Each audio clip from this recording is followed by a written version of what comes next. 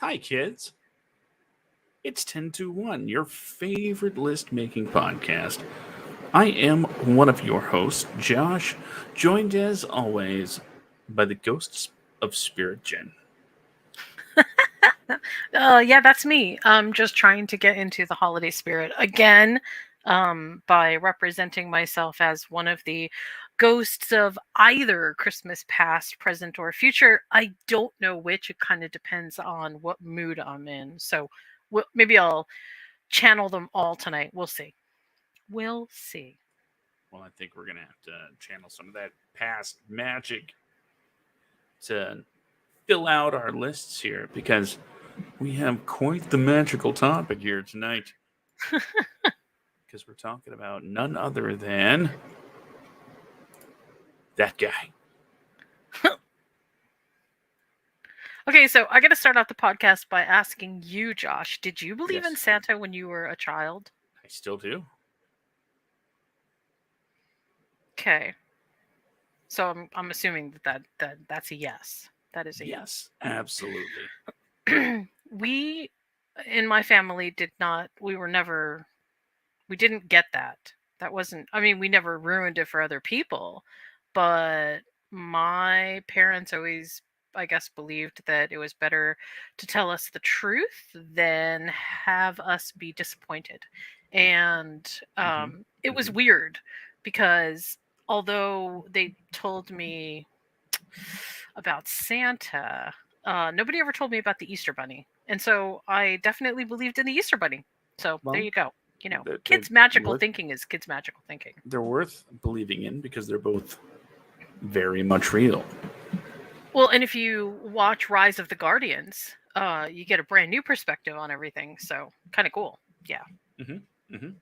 indeed. I just needed to ask that because it's amazing to me the number of people that, especially around the world, of course, don't even understand what that's all about. What does that even mean? It's kind of interesting. Very interesting. Well, of course, the thing is, as a current and true believer, I will shout it from the rooftops, which is where Santa lands most of the time, and let the world know that I believe. Wow, that microphone's all over the place tonight. I believe, as do I'm sure the parents that are driving their kids around in their cars right now, listening to us gab about the movies. Some of the movies that at least that I have chosen are definitely not their origin stories that feel unconventional. Mm-hmm.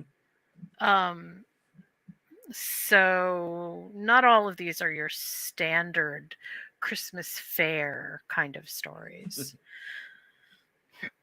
which may or may not be a good thing. I don't know. We'll see because I've taken a few liberties with my list, and yeah, we'll get into that in just a second. So I guess the only thing left to decide is who should start us off. Be my guest. Okay, well, I'll go first with my number 10 for Santa Claus lore. And that's not a fishing term. Just making sure everybody knows that. Santa Claus lore, my number 10. 1994, directed by John Pasquin. It's the original The Santa Claus. I know. Tim Allen, our Home Improvement was uh, going really strong back then. But who doesn't love a good Judge Reinhold appearance, right? Am I right? Am I right? I gotta be right.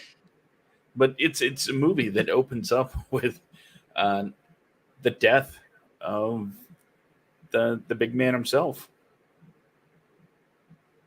and that was completely unexpected. for me because I was 12 when this came out. I didn't watch movie trailers. I didn't know what's going on. I was like, it's a Christmas movie with that guy that grunts. Oh my Love god. to watch that. So I go watch it, and next thing I know, Santa's dead. What? And of course, the crazy thing is, Tim Allen, Scott Calvin, same initials. He puts on the coat and winds up being legally obligated to turn into Santa Claus. Wow. You put on the coat, you're the big guy. And no one seemed to mind. Nope. No one at all cared that the other guy was just. There was no period of mourning. They were just like, well, you got a job to do.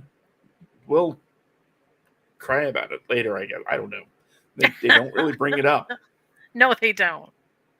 And if that was me, if I was Scott Calvin, I would take a moment and think, what are they going to do if something happens to me? The answer is, of course, nothing. Because no matter what, you mean nothing to these elves. Christmas must go on.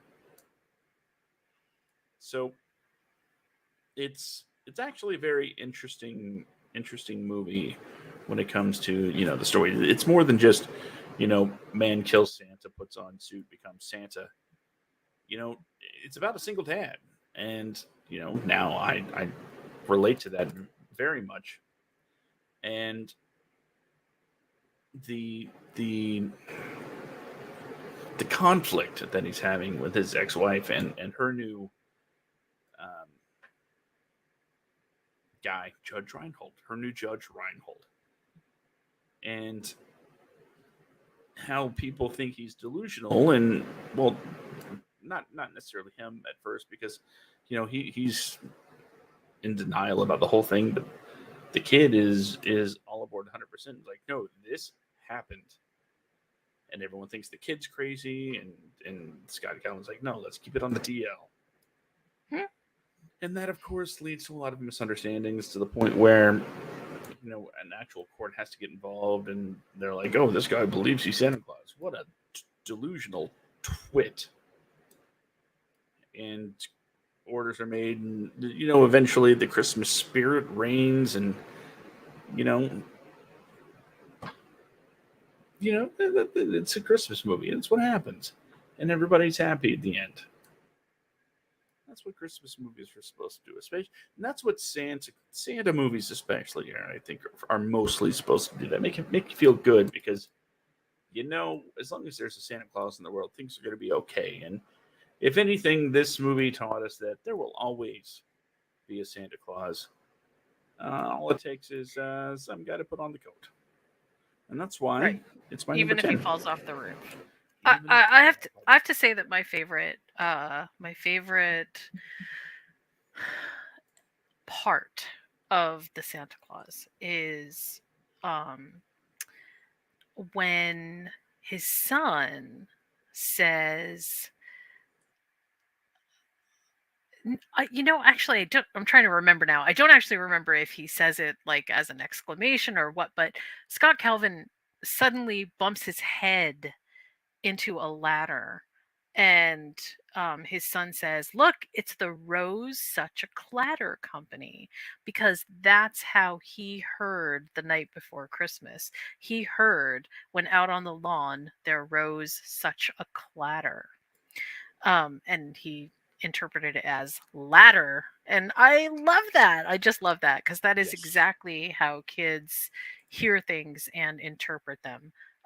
Even when they mishear them, they somehow make that the reality. So yeah, that the Santa Claus is also on my list. It's up one, actually, from my number 10. Oh, really? Yeah, so Okay. I'll definitely, I'll talk a little bit more about that, because I actually have one other interesting thing to say about that. Okay. But Crossover. yes, definitely a crossover. What is your number 10? Okay, so my number 10 is actually the and it's, it's short because it was made for TV, but yeah, I put it in here because it really is I think, my first sort of understanding of how kids thought about Santa, because again, I didn't grow up with Santa, so I didn't really understand it except through media. It's the Rasbanken Santa Claus is Coming to Town, and it's the origin of how Kris Kringle became Santa. Now, yeah, I have to give a shout out to the team of Rasbanken here, who successfully somehow murdered the folk tale and also managed to make something kind of cool out of it too.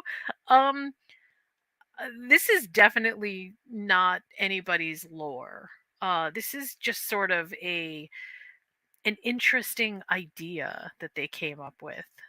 Being the toy maker to the king, having it set in some kind of perhaps Nordic location, and yet at the same time, they speak kind of a mix of English and maybe German.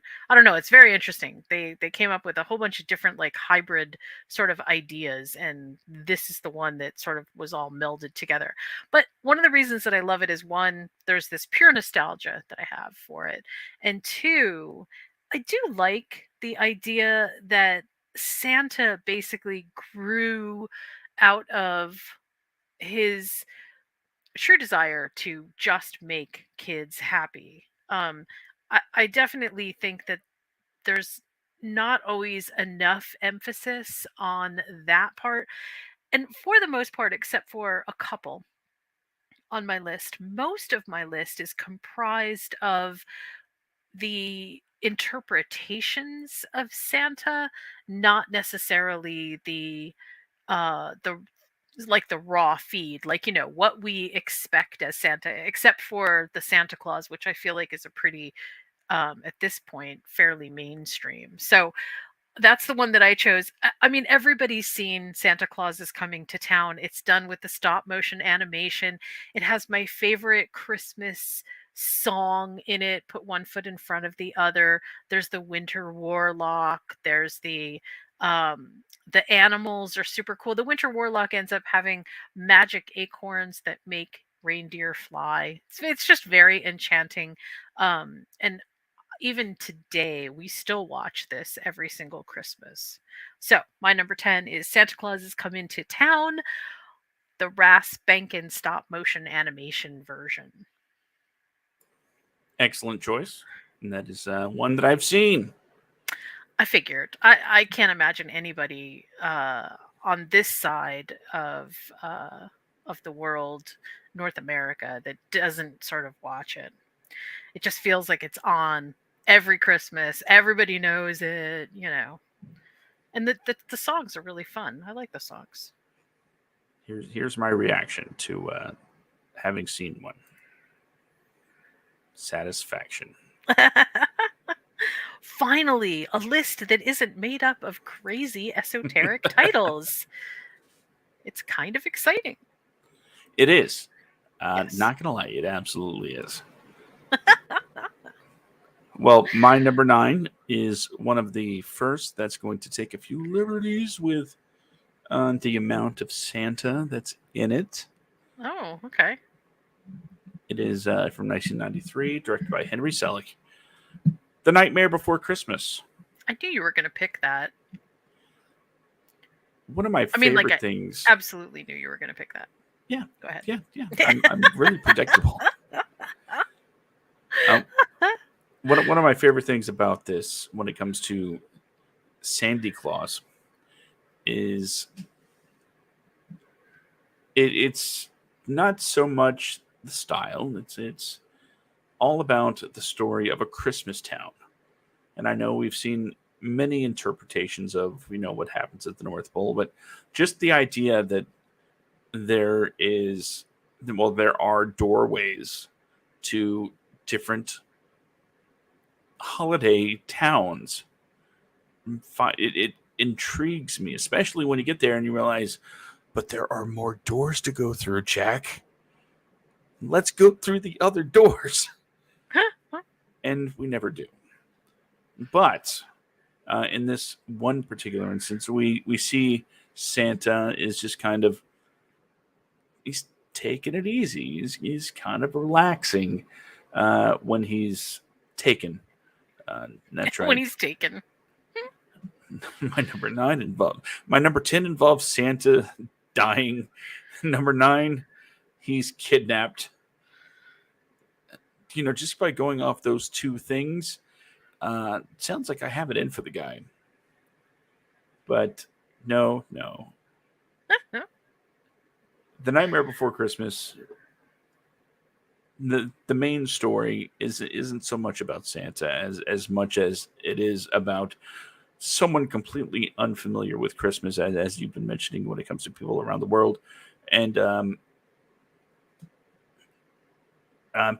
Jack, who's just absolutely completely unfamiliar with Christmas, his interpretation of the things that he's trying to observe, and he decides that Christmas needs to be improved. It needs to have, you know, the Halloween Town touch. So he takes up the mantle, he takes up the suit, he takes up the beard, and he decides, you know what, I can do this. Gives everybody a job and turns Halloween Town into a pseudo Christmas town with all sorts of icky twists to perennial holiday classics. I love seeing just a different take on tradition, and The Nightmare Before Christmas, from beginning to end, is full of these odd takes on Christmas, and that's why it's my number 9. I mean, I do love A Nightmare Before Christmas. I actually feel like it's one of that it's very classic indeed. And one of the reasons that I actually love it is because it's clear that Jack is trying to recreate what he deems as Christmas magic. And the idea that there is something organically called Christmas magic is I think one of the things that we nostalgically really hold on to a lot. And it, to me, the deeper meaning in here is Christmas can be many things. It doesn't have to just be one way. And I actually kind of like that idea because sometimes I think most of our movies get very stuck on telling and retelling the same idea over and over again. And although it can be entertaining, it doesn't do much to further the mythology. And as somebody who loves mythology, one of the things that I notice a lot in our culture is that the Santa myth has not changed very much over the past 100 years or so. It has remained incredibly steadfast to its basic origins, even if we can't really identify where those origins come from. So Nightmare Before Christmas kind of puts a different spin on it and says, hey, maybe there's something else out there that is creating this and not what you think it is, which I kind of love. I kind of love that. Well, my number 9 was the Santa Claus, which is the same as your number 10. And I just wanted to note one last thing on that. Actually, two things. One, um, the Santa Claus, I feel like, is not actually about Santa Claus. I mean, it is. And that's the whole story, right? But the allegory in the Santa Claus is about growing up and realizing that your parents, much like you, can be many things, that there isn't just one way to view them. And you touched on the idea that um that there's this internal conflict between mom and dad, that that there's like Christmas magic that happens at the end with this whole idea between what Scott Calvin thought was happening and and then he had to reconcile what was really happening, and all of those things. They're all wonderful. I mean, they're all really wonderful. But the best of the story really exists someplace else. It exists in the understory, if you will. I- and I'm gonna maybe struggle just slightly, but Charlie, his son, he's the reason that Scott Calvin recognizes who he is and what he's supposed to do. And that's very much what we believe Christmas and Santa are basically about. And I have to say that, now there's a whole bunch of, I don't want to say that we're rushing into this, but I do feel like we're kind of rushing into it, where, you know, the idea of if we don't have belief, then nothing can happen. In other words, like Santa can't exist without belief. And in the Santa Claus, because Charlie has belief, he creates the entire setup for Santa to exist again because the original Santa fell off the roof. Um, and when I said that the ladder appeared, it appeared as Charlie remembered it from the story, not because that's the name of the ladder, right? That's the name of the ladder to Charlie because Charlie manifested. This is a story about Charlie. I mean, yes, Scott Calvin is Santa Claus, and yes, that whole thing happens, but it only happens because Charlie believes. That's crazy good. I mean, the underneath part of this one movie is really excellent, but I am going to mention one other thing, and that is that the Disney calculus of bringing the Santa Claus to a series was incredibly not it doesn't work the same way as the Santa Claus. So please don't watch the series and think that you're getting the Santa Claus. You're not. It's not the same thing. It it tries, but it's just not the same thing. It does not have the same kind of magic to it. So that's my number 9, the Santa Claus. Okay, interesting choice there. I'm not sure I would have picked it. You did pick it, you goof. That's right. I did. Well, my number 8 Well, is is Santa Claus in the title? I'm just gonna guess. no. Ooh. My number 8 is what somebody called Snowpiercer, the animated children's Christmas special. Couldn't be the Polar Express, could it? It is the Polar Express, Oh my gosh. Can't believe I 2004, guessed that. directed by Robert Zemeckis. It's about a young boy that's questioning his faith in Santa. And so he runs into Tom Hanks over and over again. And that's the movie. That's okay. Well, Tom Hanks. Well, no, let's back this up even more. It was 2004, and it was a CG movie that, at this point, computer animation has kind of not hit a stride, but it was making advances. But Polar Express brought something new when it comes to the motion capture by actually featuring humans, people acting, and then capturing those performances to make the movie. And as I said, Tom Hanks plays let's see, three At least, characters, I think more, but at least 3. including the hero Santa Claus.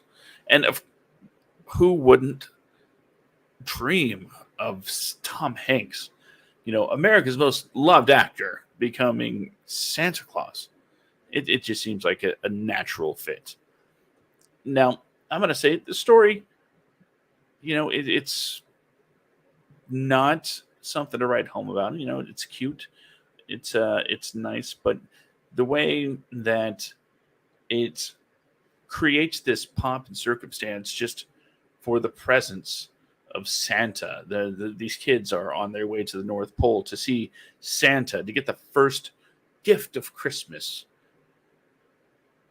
It adds something to the lore that, on my list at least, hasn't really been felt in a very long time. What we've seen, I think, between well, I want to say the '90s, throughout the '90s, it's been less about the magnitude of Santa and more about sort of the personal uh, Santa. Everything in the '90s seemed to be sort of scaled down when it comes to telling a Santa story. Even the Santa Claus, I would say, is a less aggrandized version of like the North Pole and the elves. It looks cool. Don't get me wrong. And the elves are there, and they have a SWAT team, and you know that's all great. But it doesn't feel larger than life as we've seen in some other films in the past. Which is why I think the Polar Express brought back that Santa, the North Pole. It is all just absolutely larger than life because you're seeing it through these kids' eyes. And personally, that's exactly what I'm looking for when it comes to seeing a Santa story at Christmas, and that's why it's my number 8. So the Polar Express, and not to keep expanding on everything, but the Polar Express is actually it was a story that was written in like 1985, I think. Makes And sense. it was a beloved, I mean truly beloved Christmas classic. Like everybody read their kids the Polar Express. It was a big thing. And so when it was created into a movie, of course it had, super high expectations were attached to it. Um and the type of animation that they used is something called motion capture. Um, and motion capture was definitely a it was a time. It was a moment in animation history that was some people don't like it because it feels like it borders on uncanny valley. They get a little too hyper realism kind of going from it. And you can see why. But it made some really I think spectacular overall images. It really kind of made a lot of things come together, which I feel like may not have come together, especially on the train, if we were just looking at not flat animation, but animation that didn't have the same kind of motion capture attached to it. I really like this movie for a number of different reasons. One, I absolutely loved the idea that that the journey to the North Pole on a train was fraught with peril, that it wasn't just a there were things for the kids to do. There were puzzles to sort of uncover. There were little secrets that needed to be aired before everyone could get resolution. I did really like that. I thought that was really amazing. Also, it makes me laugh to no end about the number of times that these actors would have had to have done sort of some of the motions to get motion capture correct, because they wouldn't have been dressed up in costume. They wouldn't they're just dressed up in these outfits that basically capture points on their body so that they can get the animation right. So I always laugh when I think about that, especially for Tom Hanks. Good choice. I like the Polar Express a lot. It did not make my list at all though. Oh, So yeah, it didn't well, make my list at all. I'm interesting to hear what your number 8 is. Well, my number 8 is actually okay. So this is definitely reaching back into the archives. And when I say reaching back, I mean really reaching back. In 1898, there was a film called Santa Claus. And it was probably one of the very first Santa Claus movies ever made. And you can kind of get an idea of how things were a little bit different, but remarkably the same. Santa's robes are one thing that definitely comes to mind. Santa has iconically changed his outfit. His fashion sense has changed quite a bit over the last 100 years. His robes used to be far more Scandinavian looking, I think, and long, flowing, very kind of cool. Um, the reason that I chose this is because, first of all, it gives us a great peek into what we used to think about Santa. But secondly, it also kind of, I think, gives us an idea of how universal it is that kids are still thinking about what Santa does, when these things all come together, why do they come together? And for such a small piece of filmmaking material, it really says a lot about our history of Christmas and our history of Christmas with Santa. So that's the one that I chose, 1898. It's just black and white. It's not very long. But it's called Santa Claus. They used a really cool technique back in 1898, when we didn't have special effects really. They used something called parallel film, where they have one part of the film on one side and then another part of the film on another side, and they kind of vignette it a little bit so that it looks like here's what's happening in the house and then here's what's happening outside the house. So it's kind of neat. It's definitely a throwback, but it's really cool. I do like that effect. It's super old, but again, it says something about nostalgia to me, just in terms of what we recognize as being Santa. So there you go. Well, I guess we're on to my number 7. Number 7. And again, it's a movie that's not named after Santa Claus. Ooh. No, this Okay. one's named after his brother, Fred. Fred. How do we know who who Santa's brother's name is? I'd like to know that. How did we figure that out? Well, Vince Vaughn's not exactly quiet about it. Let's see, 2007, directed by David Dobkin. Fred is Santa's brother. Santa is the perfect brother. The good one, the chosen one, the loved child, as Fred would put it. Why? Because Santa's Santa. He's a good guy. What's not to love about that guy? Played by Paul Giamatti. And that's exactly what America was clamoring for, a Paul Giamatti Santa movie. Well, naturally, when there is this much disparity in the feelings of brothers, there's going to be a little conflict, a little tension. And what I like about this more than anything, especially when it comes to the Santa Claus lore, is that it humanizes Santa in a way that makes him so identifiable. I think most of us at least know somebody with that that knows somebody that has like an exceptional sibling that they're just like, ugh, this guy can't do anything wrong. So there's a little bit of resentment over there, over the years. And Fred, he's kind of a screw up, and let's not mince words about it. But it seems like Santa's wonderful world is in trouble, as what did they call him? The efficiency expert. That's what it was. Came to kind of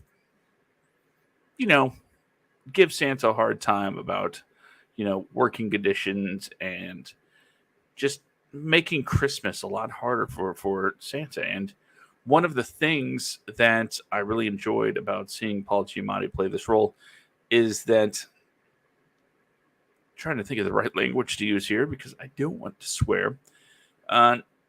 Santa is like butt whipped by everything that's going on. It's like, oh, this guy coming in to talk about our operations, and now my brother, but I love him. It just seems very, and some might see this as a negative thing, but it's very sitcom-y, right? Yeah. And I love that because it's not something you expect with this particular setting. And seeing how their relationship sours at the beginning and then, works towards its resolution to where Fred is finally able to not necessarily step out of his brother's shadow, but at least stand beside him long enough to help in a meaningful way. It does wonders for my image of Santa Claus. And then, well, that's why it's my number 7. But I will throw in that another reason it's my number 7 is the support group of people with famous brothers or more famous brothers, and we get to see Frank Stallone. I just love this the idea of this support group where everybody with more famous siblings gets together and kind of hangs out and talks about how hard it is to be siblings with someone that is so famous. I believe the other people in the group were Roger Clinton Jr. and Stephen Baldwin. So yeah, Frank Stallone, Roger Clinton, and Stephen Baldwin, all in a support group with Fred Claus. Loved it. Yikes. That's my number 7. I unfortunately I have never liked this movie. It's okay. Not many people do. I trust I trust your ability to put it on the list and make it make sense, but I never liked this movie. I just didn't like it. As you can tell, everything about my list is about something that either adds, changes, or expands on the idea of Santa. Right. And seeing Santa as a brother, as a loving, supporting brother, but just getting used and manipulated, I thought that's something we hadn't seen before, and to me, it made it list worthy. Very cool. Okay, so my number 7 is actually I switched that around. My number 7 is the movie Yes, Virginia, There Is a Santa Claus. And most of my choices, oops, I did that wrong. Most of my choices are fairly what's a good word? I don't know. I can't actually think of a good word. I guess philosophical, maybe. I have a word for you. Not whimsicality. It's not whimsicality. This is more like a kind of. I guess I would just call it holiday philosophy. And the in this movie, it's not the things that are being debated are basically the struggle is real, and it feels very much like the movie is actually called Yes, Virginia. It was done in 2009, I think, or 2010. I can't remember, but it had Neil Patrick Harris in it, which is notable because that was that was very, very cool. Okay, so here's the thing. In this film, the thing that makes me like it and feel like it's list worthy is it very much explores the idea behind having doubts about Christmas. And that to me feels like a rite of passage as much as the strong belief in Santa. Um, as much as wanting to just blindly believe in things, the doubt, much like the Polar Express, leads to a fundamental understanding of human nature and what it is that exists with belief. Why is belief even important? Um, how do you get to the idea um, of whether something is important enough to believe in if you can't explore it? And I feel like this isn't actually, it was an excellent idea to put forth because adults generally tend to close down when children express belief in the fantastical, which, it's not like we're all sitting here believing that, the AWOCs are going to suddenly march down the street or something. But when your child presents to you a kind of quandary that to them feels existential, the idea is either you can say, that's silly, you've outgrown this, you shouldn't even believe, or you go the opposite route, or maybe not the opposite route, but a different route, and explore it and say, what do you believe? How do you understand your own beliefs? That is, I think, a really interesting place for a Santa story to exist. It exists in those in between areas of, is it real or isn't it?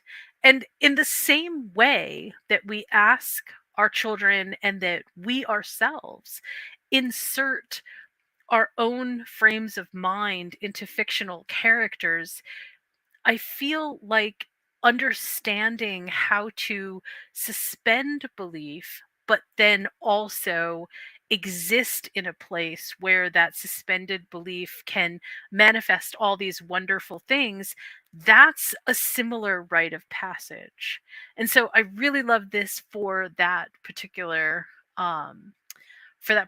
aspect. It has I think that this actually was a TV special too. I don't think that it was like a full movie released in theaters, but I love it um for everything that I just said, and for, again, this kind of nostalgia that I get when I think about it. There's something cute about this animation too, which it's older animation, but it's very classically cute. So I really like it. And in this particular story, the girl she lives in 1897. And so it's kind of it takes on a very interesting kind of idea. I really like it. I really like it a lot. So there you go. Okay. That is your number 7. Yes, Virginia from 2009. Yes. I have heard of it, but I have not seen it. It's very cute. Your kids would probably love it. Any idea where to stream it, watch it, something like that? This one I think is we actually just saw it on Pluto TV. Well, we do have that. If you have Roku, you probably have Pluto TV, so you can definitely get it there. And Neil Patrick Harris as the voice of the boy. It's really cool. Alfred Molina. I like it a lot. Excellent. Yes. Well, I guess my number 6. Okay, my number 6 is, again, not a movie with Santa as the titular character. Aww. But he does play a humongous role. In fact, the whole movie revolves around him. But he's not the one that saves Christmas, Vern. He's not the one that saves Christmas. Because in 1988, Ernest saves Christmas. Oh, God, no. Can't wait to hear about this one. Okay, here we go. What can you say about Ernest P. Worrell? The only thing that really matters is that no matter what happens, his heart is always in the right place. So when you set a Christmas movie in the classic Christmas town of Orlando, Florida, you know classic hijinks are going to ensue. Ernest starts off as a cab driver, where he picks up an old man claiming to be Santa Claus. Unfortunately, Santa has no money, so he tells Ernest, I have this play money, I don't got no real money. And Ernest is, again, he's just a good guy. So he's like, don't worry about it. At which point he gets fired. And Santa leaves his sack in the car. So, well, Ernest, again, good guy. It's like, I better find him and return, his bag. So the magical Santa sack, as has been depicted in many a film over the years, comes into play. A runaway girl tags along, and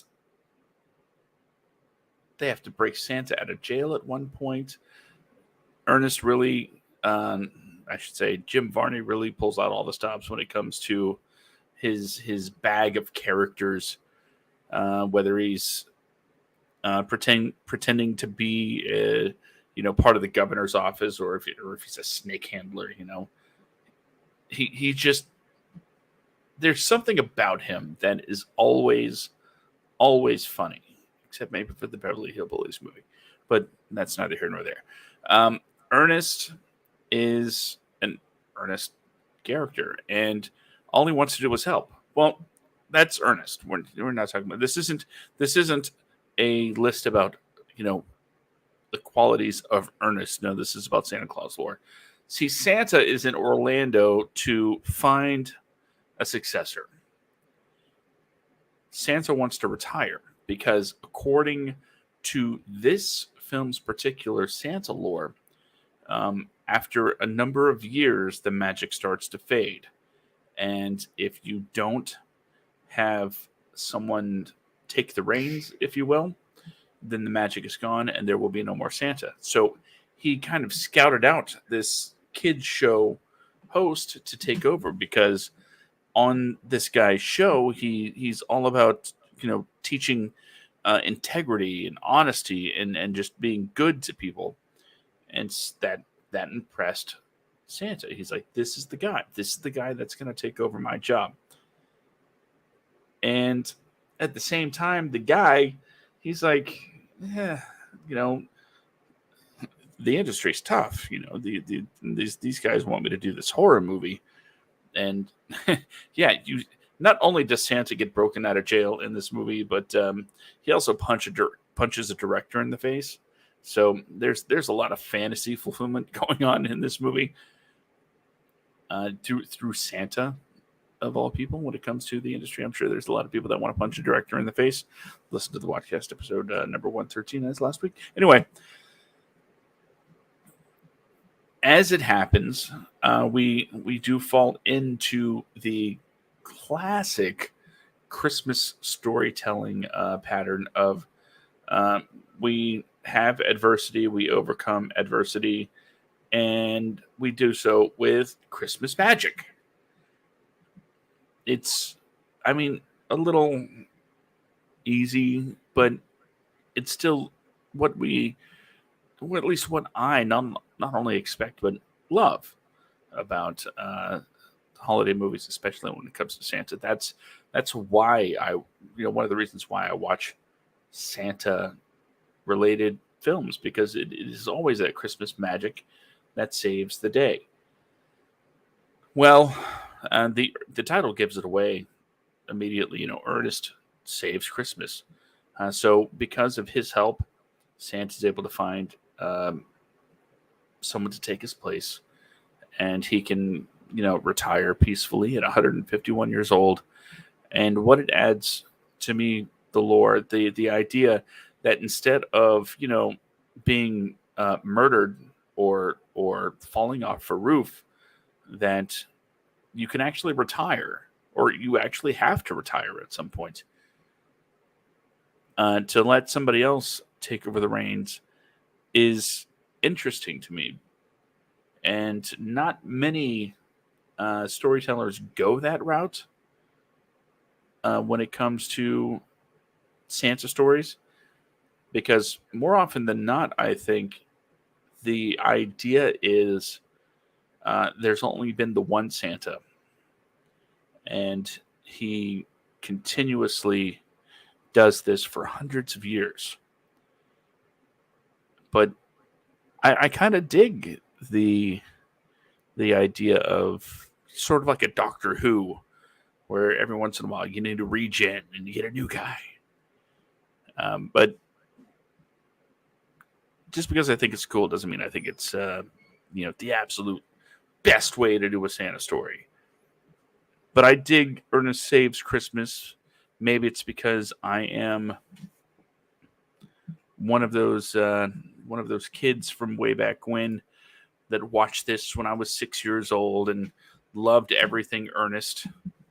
But looking at it as an adult through the eyes of Santa Claus lore, I thought it definitely merited being added to the list. So that is why Ernest Saves Christmas is my number 6.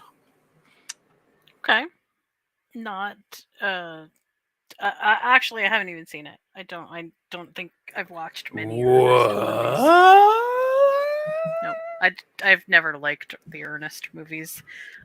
Although I understand why people do, right? And for me, it has a lot to do with the slapstick nature of stuff. I am not a huge fan, and I don't find it funny. So I get it though. I've had these conversations with other people many times about why comedy can be so subjective and why you have to be a little bit cautious and forgiving when it comes to what other people find funny, because humor has a lot to do with the way that you both remember things and what sort of sticks in your own mind as being, hey, this makes me laugh. And slapstick has always been the more uh, visceral physicality of comedy has always been something that has brought up laughs. The Three Stooges are phenomenal at it, but it's just Mm-hmm. never been the kind of thing that like makes me feel like, oh yeah, that's so funny. I for some reason I just don't like it. So anyway, so yeah, haven't seen it. Maybe this year will be the exception. I don't know. We'll try.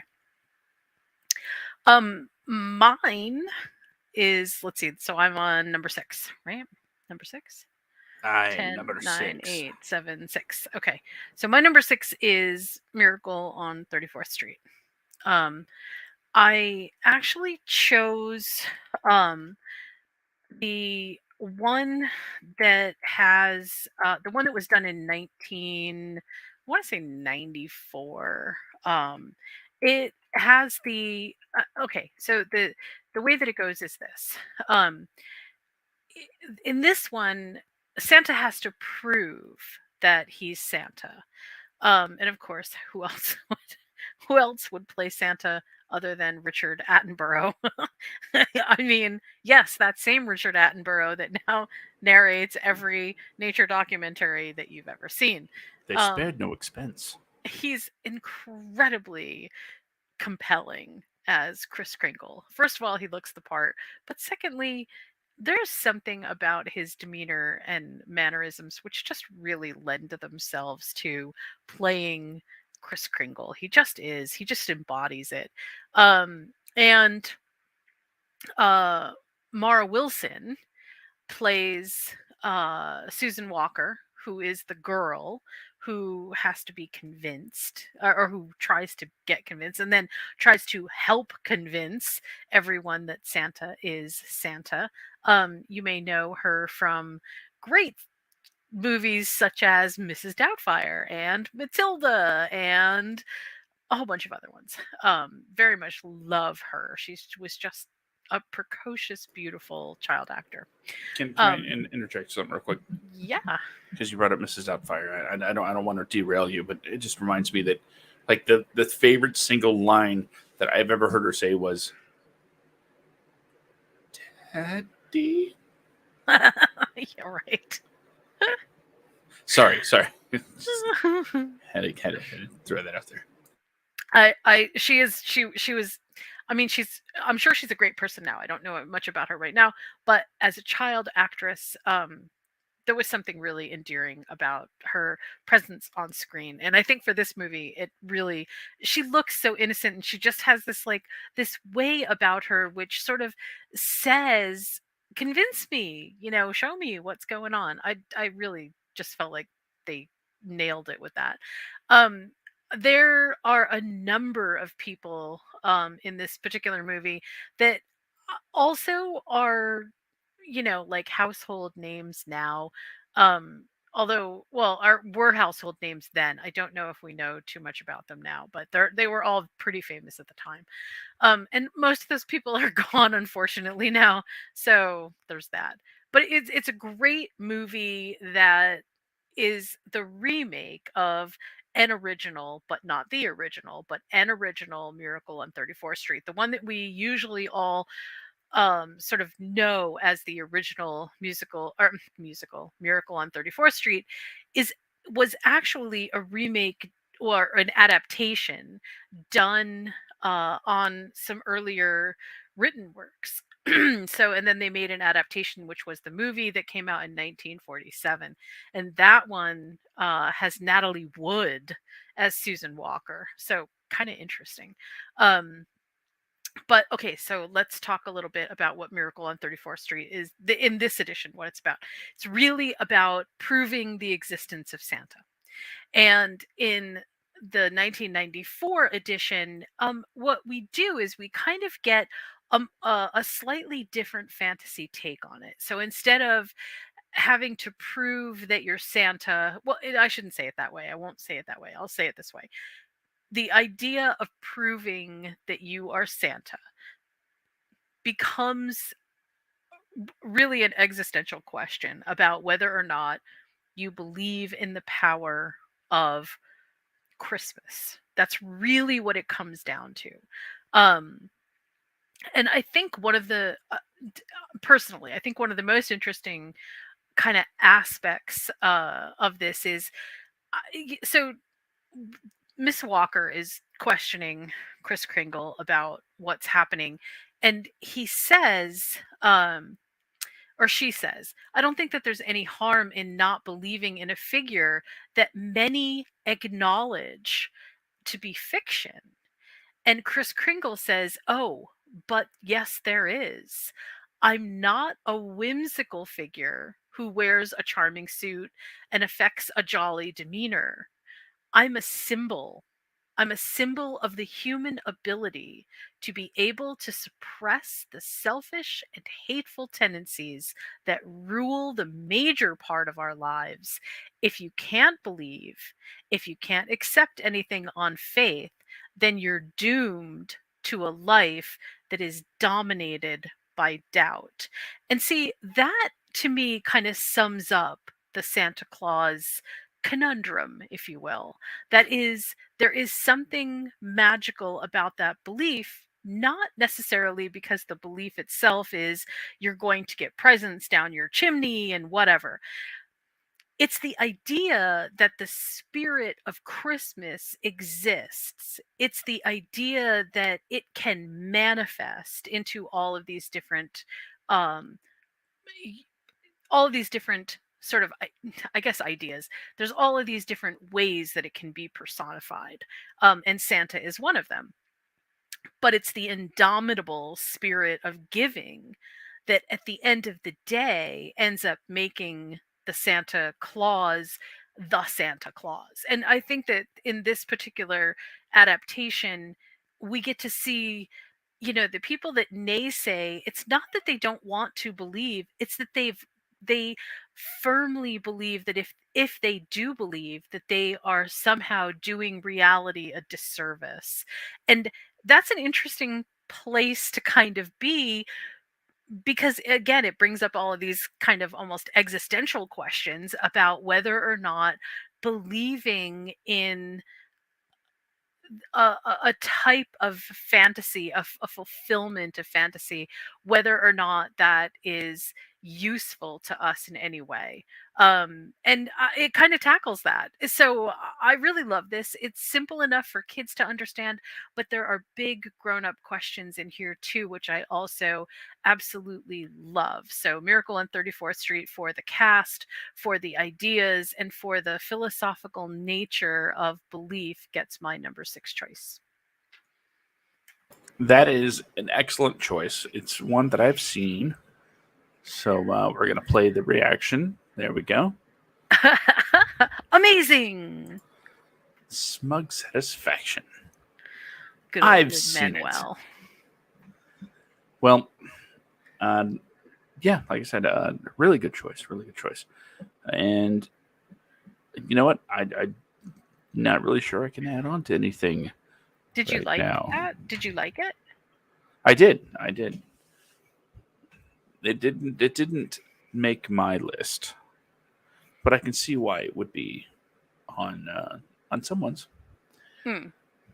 I'm gonna do a bit of a cop out real quick, by the way, because even though we haven't talked about what my number 5 is, by the way, top 5. We're in the top 5. Top 5. Yay. I am not going to talk about my number 5 Okay. because I know it's on your list. You do? I do. And I have an idea of where it is on your list, but I don't want to say. Okay. So how about we'll put a big old question mark next to my number 5, and I will let you know when it pops up on your list. Because Okay, I that know sounds fair.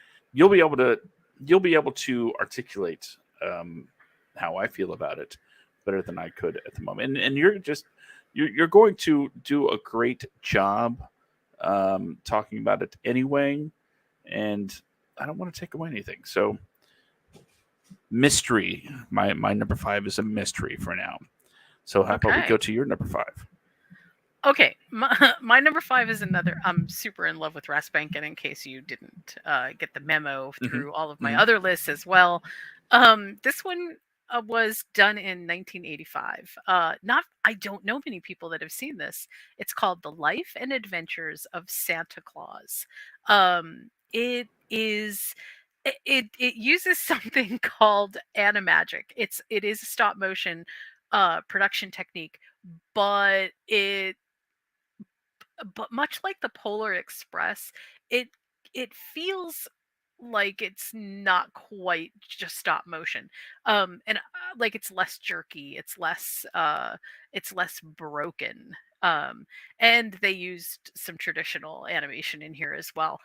It's a super interesting technique to use for animation, but I digress. Okay, so this story basically is a story of the immortals. What they're trying to do in the story is get to how Santa became immortal and why he's immortal, how they, kind of petitioned the great leaders of the immortals so that he could be immortal.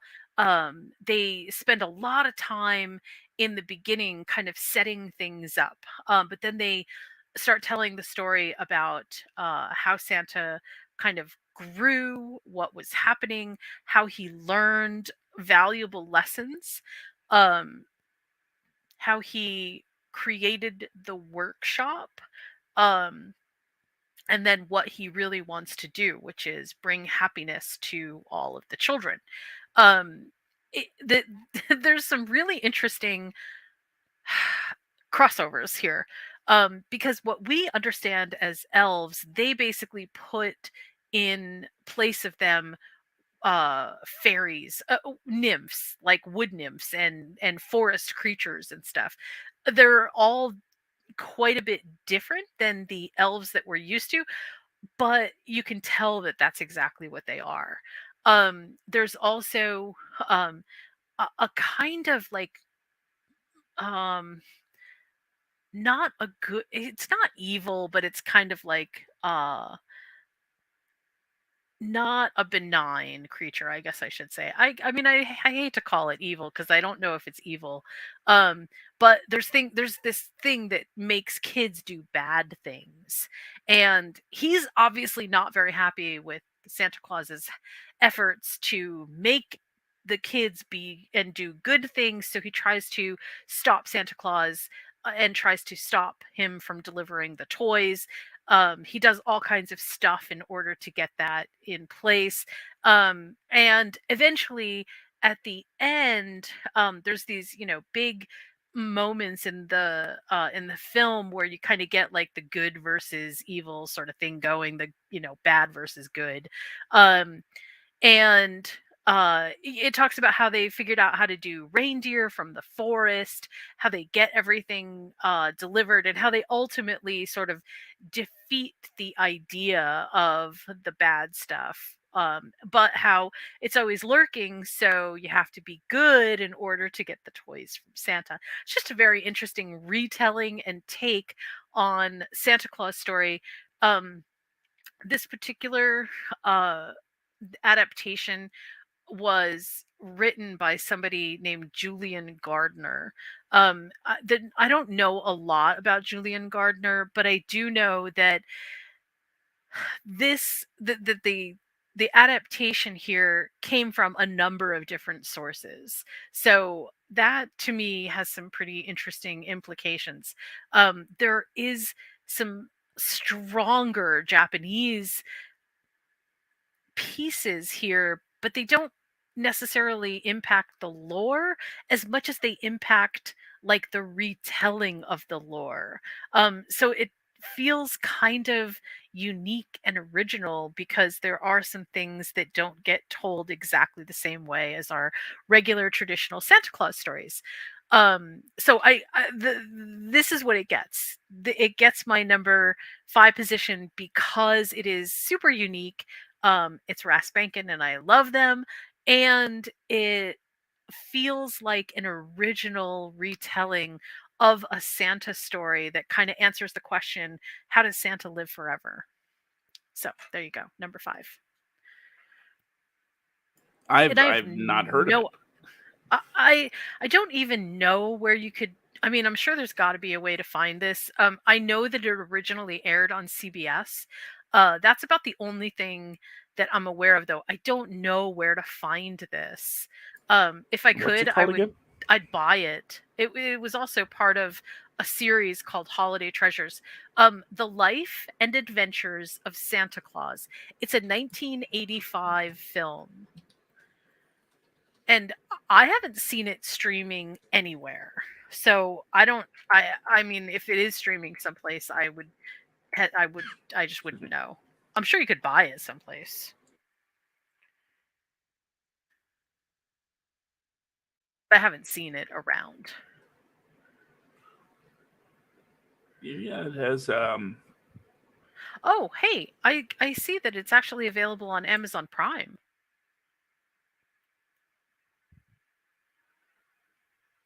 Oh, there we go. It's on Amazon Prime. I just found it. Well, that didn't take long. It did not. It did not. Oh, you know what? It's on Amazon Prime, but included with an AMC Plus subscription. So Ah, yeah, so of course I had a feeling. So it's an AMC Plus upcharge for Amazon. But that's why it says it's on Amazon. yeah. That's exactly. You would think it was owned by CBS. That should be on Paramount Plus. You would think, but no. Apparently the rights are now with AMC. So AMC Plus. It you know what? It's totally worth watching. Just to see like the fairy creatures, because they're super. I mean, the ideas from them, the original concepts are super cool. They're very interesting. I like them a lot. I do want to check it out because it sounds very interesting. And, you know, I love my Santa Claus lore. Yeah, it's really fun. I mean, I remember watching this when I was a kid, and I really liked it a lot. So that's why this one came to mind. Well, I'm gonna go to my number 4, and there's not really much I can say about it because you said a bunch about it already. Oh, okay. But technically, it's not a crossover Okay. because I'm talking about Miracle on 34th Street, Oh, the 1947 edition. the 1947 edition with Natalie Wood. I loved her. She was so cute.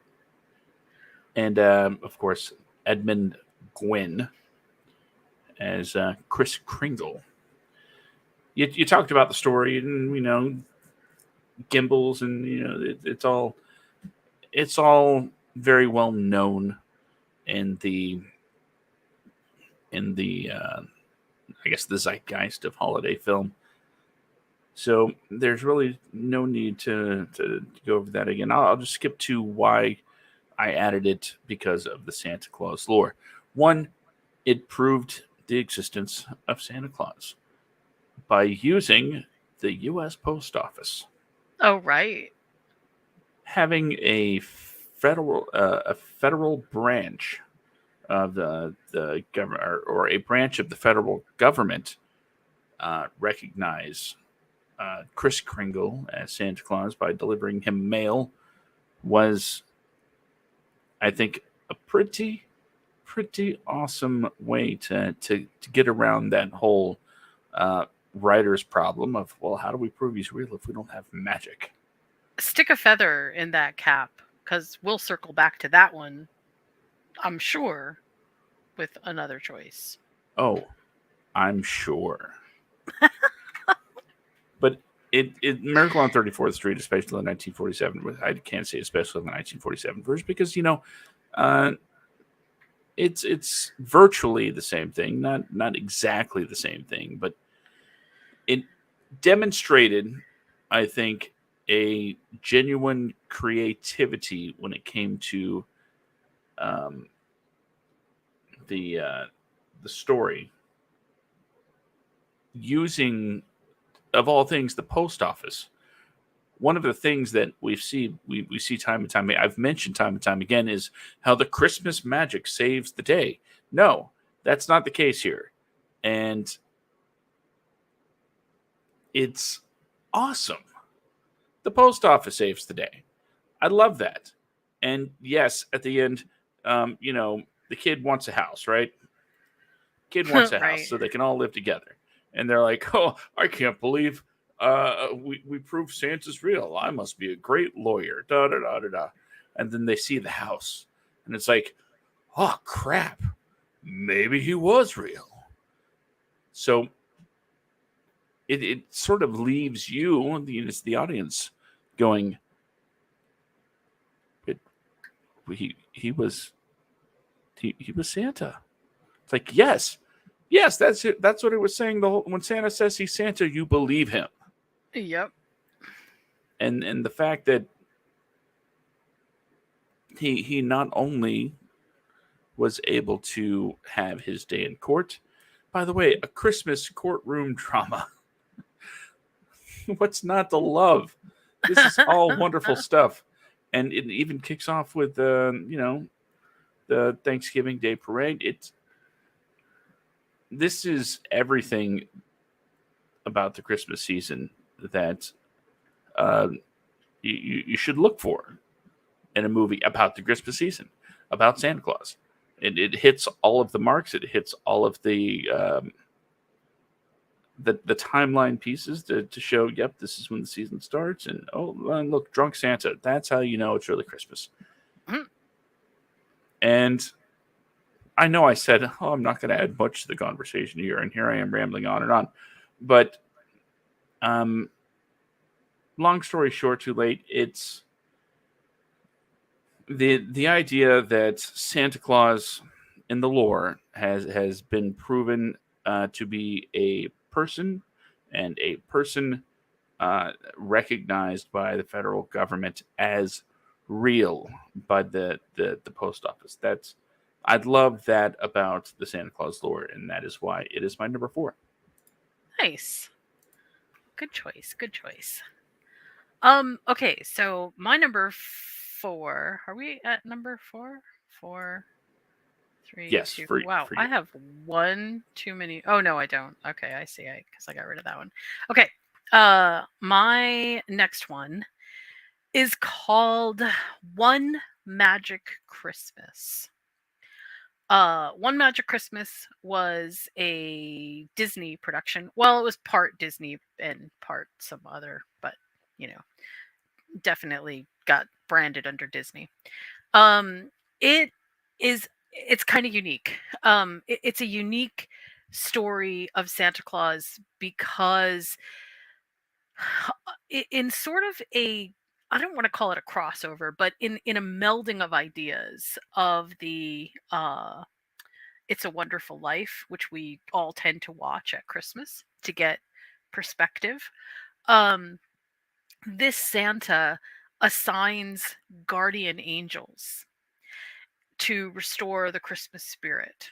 And specifically, he decides to assign the angel Gideon to this person named Ginny Granger, um, who is the mother of these two kids and it's very clear that they are struggling. Their dad has been out of work for a long time. There's, kind of like this whole almost Scroogey thing going on. And it's quite obvious that the family is really struggling. Um, what what ends up what the catalyst for this is that Abby, the one of the girls, writes a letter to Santa, and at that point, once that letter is written, Gideon ends up meeting Abby, and a whole lot of interesting things happen. I don't want to give a whole lot away because I really think that this is one of those movies that works better if you don't know a whole lot about it. Um, I mean, there's no. I won't say that it's formulaic because I don't feel like it's formulaic, but it's also it's there are some really kind of difficult things that happen here that make you feel like this is extremely perilous. There's so much happening. But it is Disney, so there's a limit to and it's Disney in 1985, so it's not, it's Disney was still very family friendly in 1985. Um it's quite fascinating because it sort of marries the idea of gratitude and thankfulness while also, I think, you know, pulling that together with this idea that sometimes it, there's more at work than we understand. And the complexity of Christmas to me is always about understanding that it's more than just one thing. It's a lot of things. And you don't owe gratitude. And I mean, I'm saying this as me also. You don't owe gratitude to the universe just for the universe being the universe. You don't owe gratitude to people just because people exist. That's not the way that our world is kind of, that's not the way that we manifest gratitude. Gratitude is something that you feel deep inside, and you end up wanting to share it because either something good happens or you want to manifest something good to happen. And I feel like that message is what this particular movie really gets right. It's also kind of interesting that the Christmas spirit here is handled by guardian angels, which take on a brand new um perspective. They're not the guardian angels of the church. They're like true guardian angels of Christmas time. And I kind of like that because that also is an interesting mix of fantasy lores that we have around this time. I do really, again, I really suggest this movie as being one of those that after you watch it, you really do feel like there is something good happening. It's a little dated. There are some things that happen in here that are a little dated, but it's still really good. So that gets my number 4 choice. It's called The Magic Christmas, and it was released in 1985. I'm sorry, it's called One Magic Christmas, and it was One released in Magic 1985. Christmas. And I don't know if it's actually on in the Disney catalog. I haven't seen it, so I don't think it is. It must be someplace else. Well, I'm gonna have to again look something up, because every time you bring up a film that I haven't heard of, I I think I just lost you again. Shoot. I'm here. Can you not? Oh, lost Jen. She'll be back in a second. Possibly. Maybe.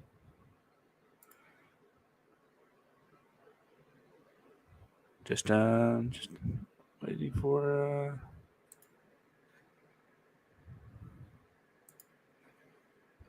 Can you hear me now? Nope, I can't hear you. No, you can't hear me. Wow. Okay, I can hear you just fine. That's odd. That is odd. Excuse me. I'm gonna go ahead and sorry, we're having of course some technical issues. It wouldn't be a Wadco show without some technical issues. That's sort of our bread and butter here. We kind of rule the technicalities.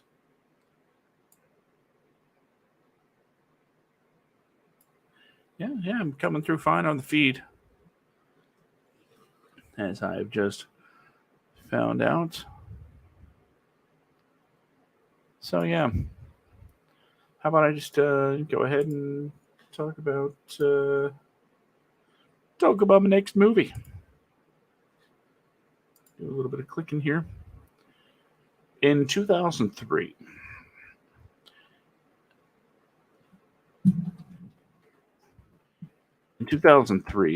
there was a movie release that a lot of people didn't think had the legs to make it, let alone become an instant Christmas classic. But it did.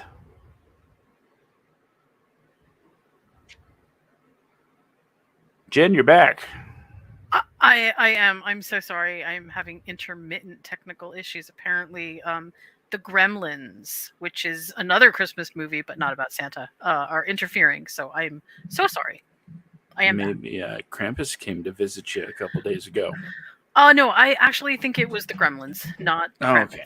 Yeah, they're just way too specific, and I don't find myself in the fiery pits of hell. So I think it was Gremlins. That's good. That's good. That's Yeah, good. yeah. Very, very happy about that. Good not to be in hell.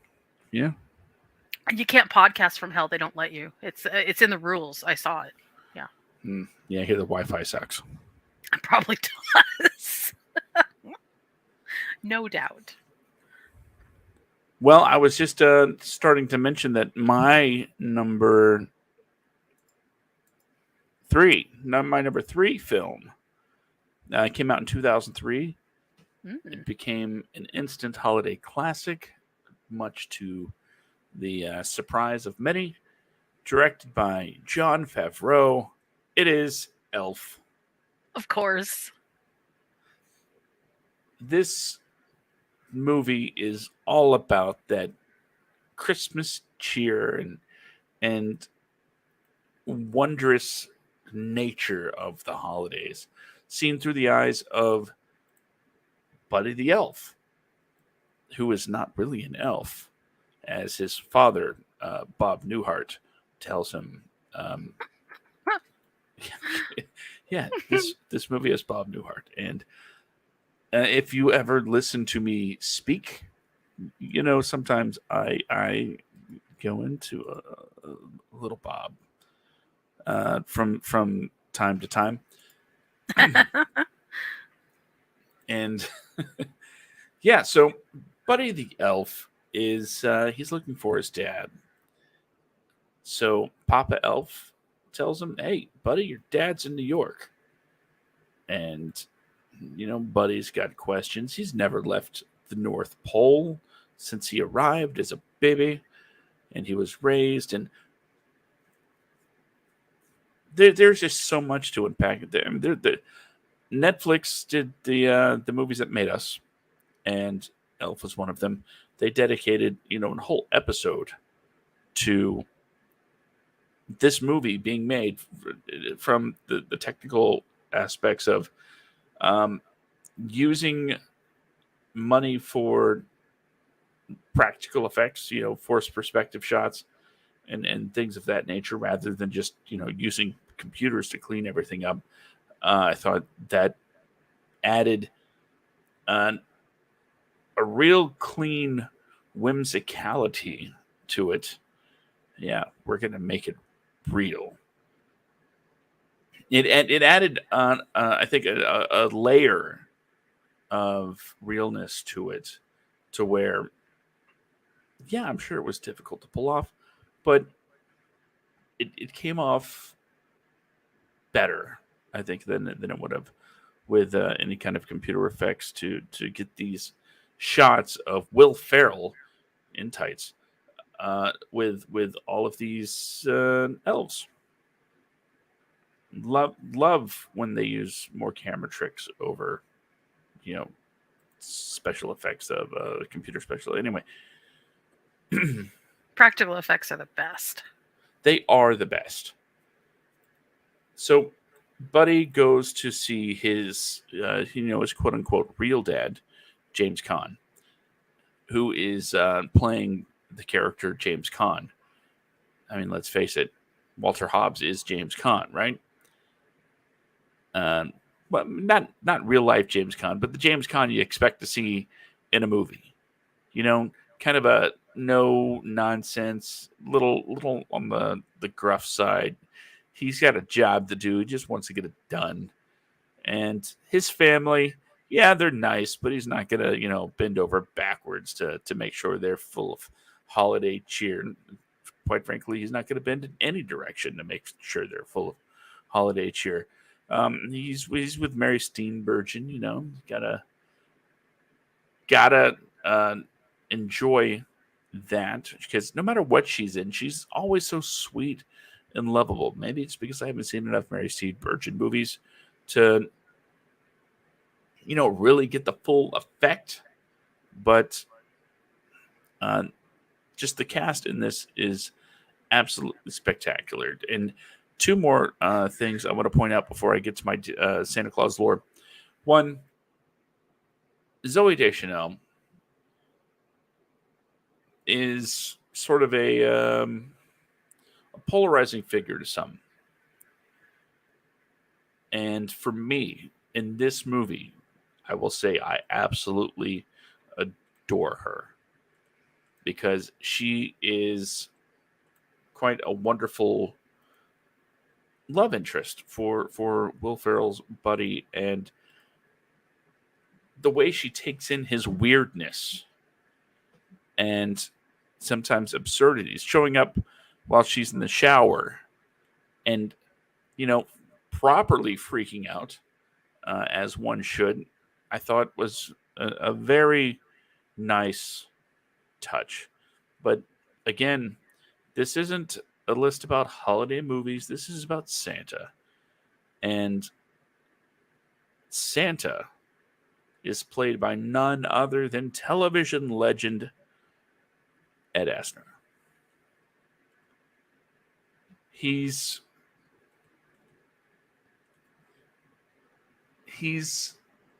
what can you say about Ed Asner Santa? He's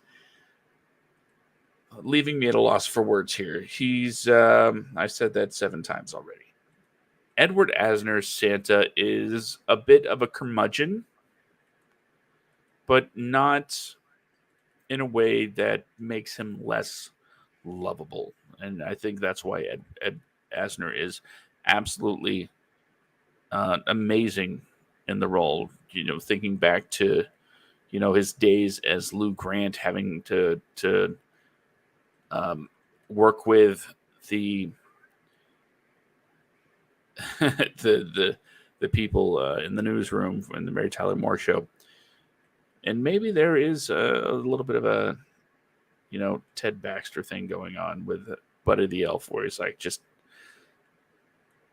he's had enough, and quite frankly, Buddy has always had a hard time fitting in. And Santa, while he is accommodating to a point, even he gets to the place where it's like, Buddy, he's gotta move on. He's not a natural elf. He doesn't really belong,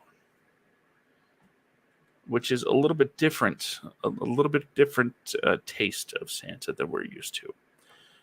But honestly, if I'm just going to put this out there, this isn't a super duper it's all about Santa movie. It's all about Buddy's love for Santa. It's about Buddy's love of Christmas. It's about Buddy's love of family, even if he hasn't met them yet, because he knows, being raised in the North Pole, that his priorities should be, family and Christmas and candy. So when we do get to that exciting climax in Central Park, where Santa, by the way, this is a point of Santa lore where he's just like had apparently a lot of run-ins with the Central Park Rangers, I think it was, and he's like, oh geez, these guys. It just seems like there's a really big backstory there that we aren't privy to, and I am a fan of movies that sort of world build with just a few lines. And the idea that Santa Claus does tend to have issues with local authorities from time to time, I like that idea a lot. But going back, this is a movie that does culminate in the idea that Christmas magic will fix the problem as long as the people believe, and it does kind of leave it on a note of the people singing and sort of believing in the Christmas spirit, not necessarily in Santa himself, but believe in the Christmas spirit. And even when it's right in front of their face, they're left questioning, did I just really see that? So it's still this widely kept secret that yes, Santa's real and we saw him, even though maybe we didn't, but I want to believe that we did. All of these things, just an absolute delight of a movie, with the singing and the togetherness and the love story of two awkward people that just happen to find each other in New York, all make wonderful ingredients for a terrific holiday movie. And that's why it's my number 3. Okay.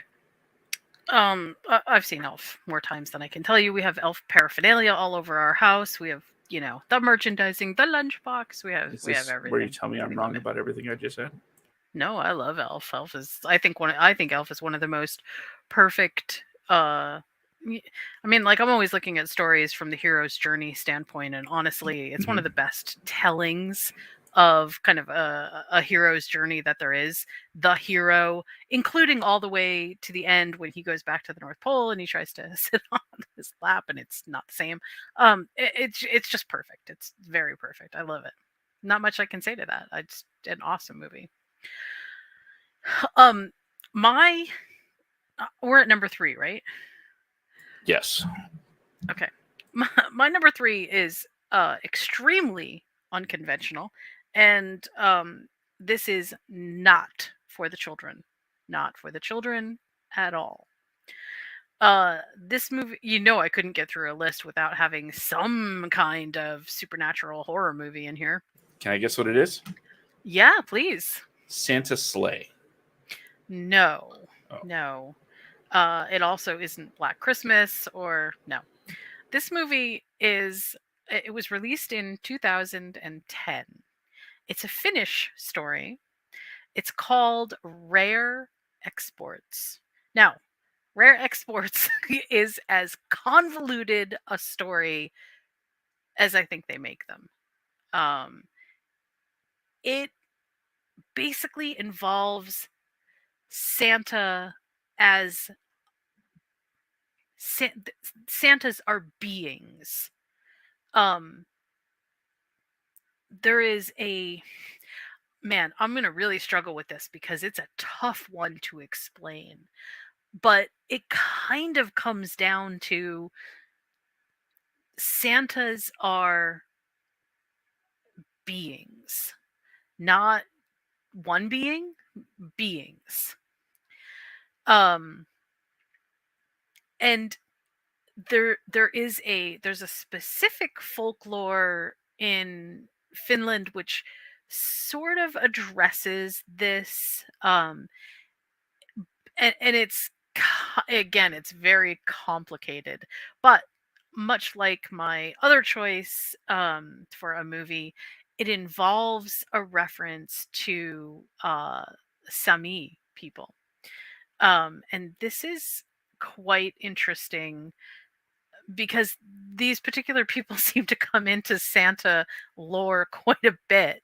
But in this case, they basically build these huge mounds to conceal um, Santa. The all of these different. I shouldn't say Santa, but they the idea is that they've built these mounds that are kind of like prisons, and this excavation team digs them up or uses explosives basically in the first part, and then there is this moment when the kid who's in the story realizes that what they have dug up is more like a Krampus than a Santa Claus, because he whips kids and boils them in a cauldron, and I mean, like, he's genuinely scared. um and the dad owns a slaughter company, and the slaughter company does reindeer, because in other places in Europe reindeer meat is actually a big thing. And so he owns a slaughterhouse, and the fact that it's a reindeer slaughterhouse of course makes it all the more interesting. um he they also discover that there are these little creatures which they sort of term as elves. They are elves, but they are not the elves that we think of. And they use these creatures which are trying to get to Santa as, like, god, they use them as bait. They use the kids as bait too. There's all kinds of crazy things that happen, including at the end, the kids throw gingerbread at a helicopter, because they're trying to distract the elves. I mean, like, there's so many crazy, like, everything is an allusion, not an illusion, an allusion to what we know about as Christmas, but it's all jumbled into this Finnish story about these people that basically are come across this amazing discovery, and in the end, although I won't say exactly how everything ends, but in the end they basically use all the captured elves to become mall Santas around the world. So, like, that, just as like as a finale to this crazy everything over the top movie, which is done incredibly well. I mean, everything is so well acted. It's a little bit hard to keep up with if you're not really reading the subtitles. Like, you can't don't watch your phone and try to watch this movie because you need to read the subtitles. Don't do dub. It's terrible. But it's excellent. I mean, truly excellent. The stuff about bad kids, not just not getting stuff, but also like being subjected to some terrible things. The idea of who the elves are and what they do, the reindeer, the gingerbread, there's electric lights that the when the elves come to this place, they destroy all the electric lights. um and so they end up having to do some crazy stuff around that, which is like another strong parallel to why we use Christmas lights. Just all of this really cool stuff that is thrown into this really good movie. I think I originally saw this movie on Shutter. I don't know if it's still on Shutter. I should try to find out.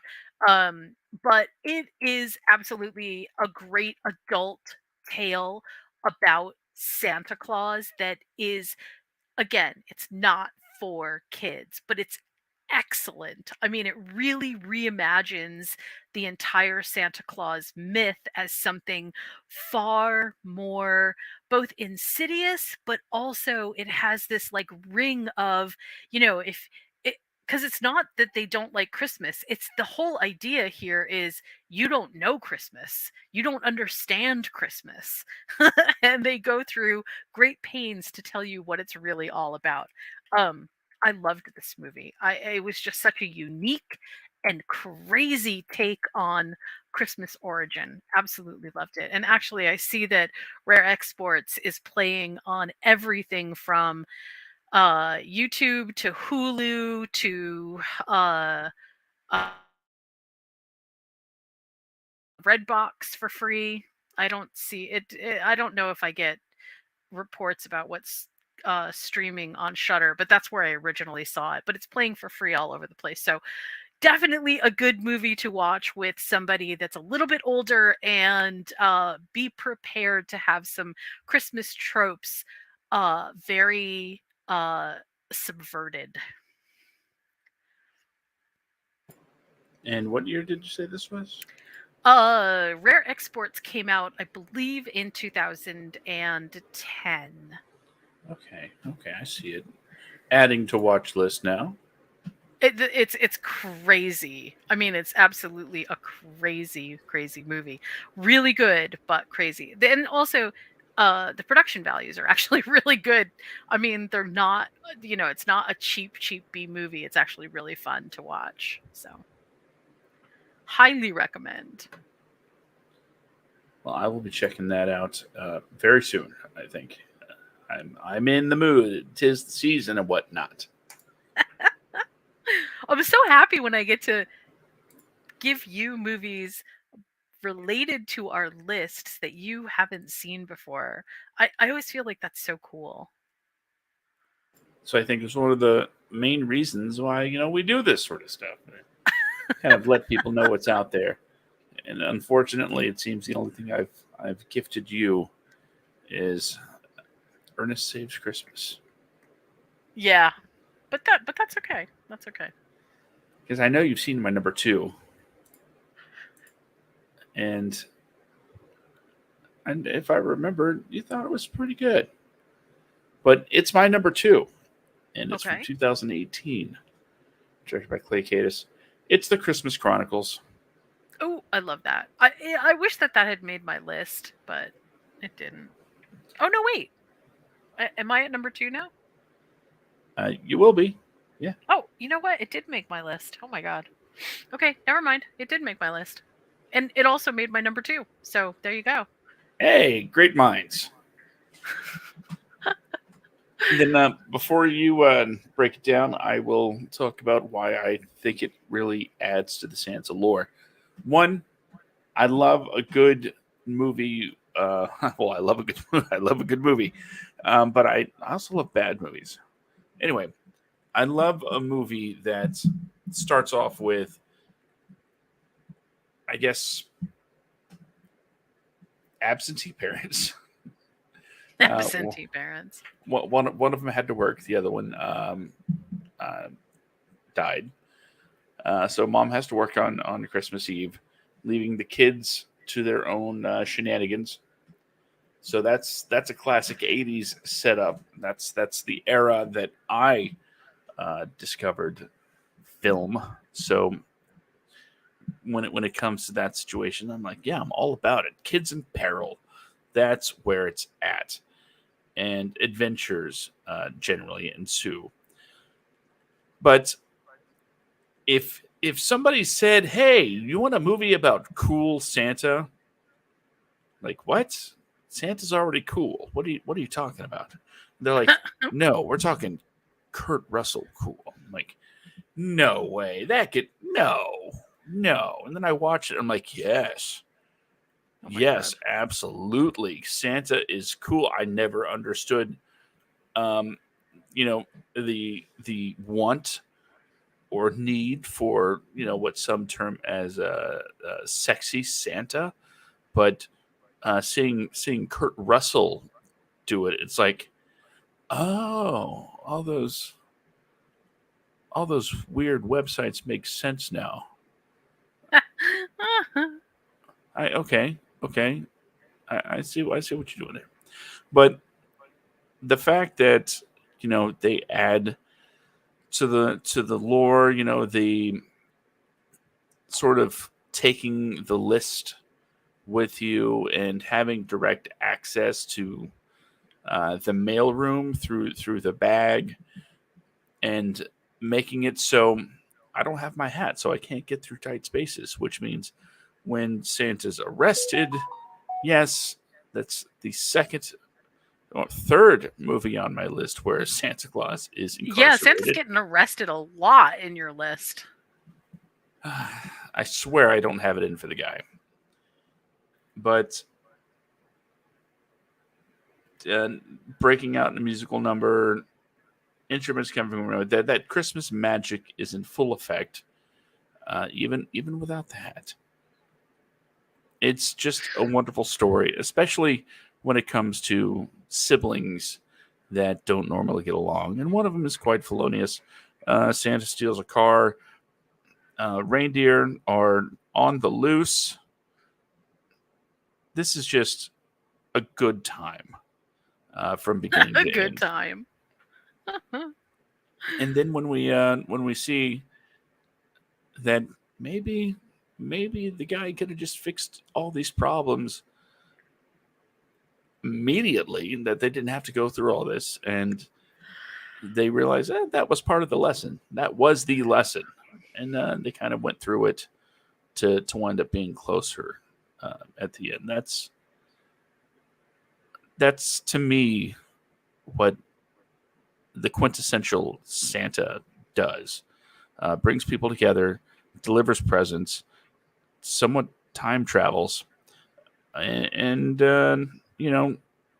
tells people about things that they wanted as kids to prove that they're Santa. Checked all the Yeah, boxes there. and in fact, at the end, Santa gives Teddy his hat, which means he actually never really needed it. That was just to Hmm. get the kids to help him. Yeah.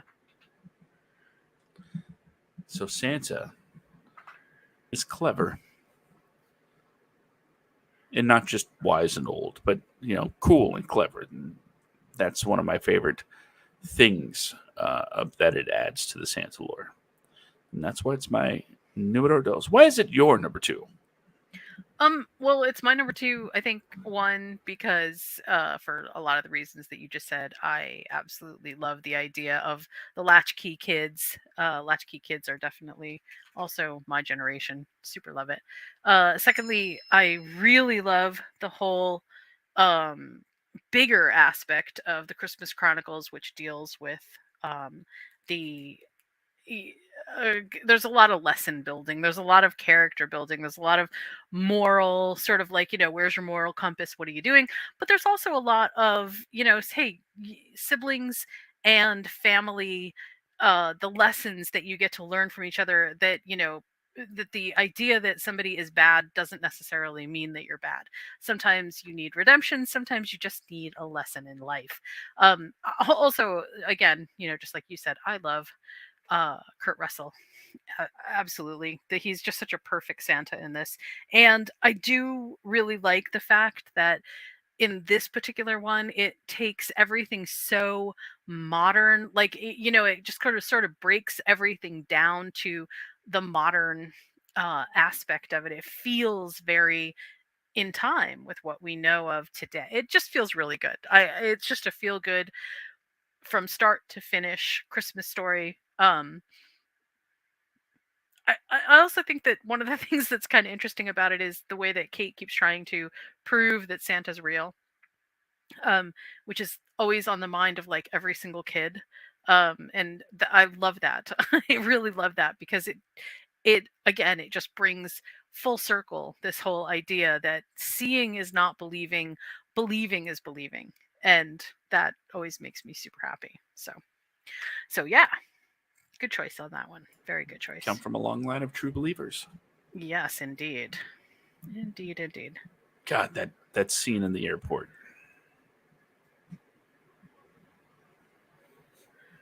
I feel like but like part of the, well, I won't get too much into the metaphors, but I mean part of the whole the reindeer are lost is just, it's such a great metaphor for finding your own personal strength, finding your own, inner, what your own inner strength is, and harnessing it. And it made such perfect sense. I mean, I don't know whether they planned some of this stuff, but it fit into place so perfectly. Yes. Yes, it does. Okay. Oh, the airport scene was in the second movie. Yeah, I think the airport. I was just thinking about that. I think the airport scene was in the second because the first one was all on the streets. Basically. Yes. Okay, so that was your number 2. Yep. It was also my number 2. So I guess it's time for my number 1. Number 1. The number 1 Santa Claus lore movie with a. No, I thought it was longer. Oh well. With it's a movie that hits me right in the feels every time, from the music to the imagery. It hits hard. It hits hard, so hard, because I first saw it when I was just a wee lad. And to me, these are the images of Christmas. These images, these sounds are synonymous with everything about the holiday season. And you know what? Looking back, it's easy to see right through exactly what's going on. But back then, as a lovable scamp of 5, I think that's about as far as I can remember. Um, it's this movie that takes me back to the late to the mid to late 80s every time. And I'm talking about Santa Claus, the movie.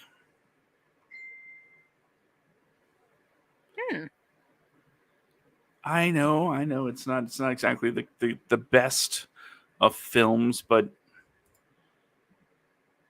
the bright colors. Well, let's start at the beginning.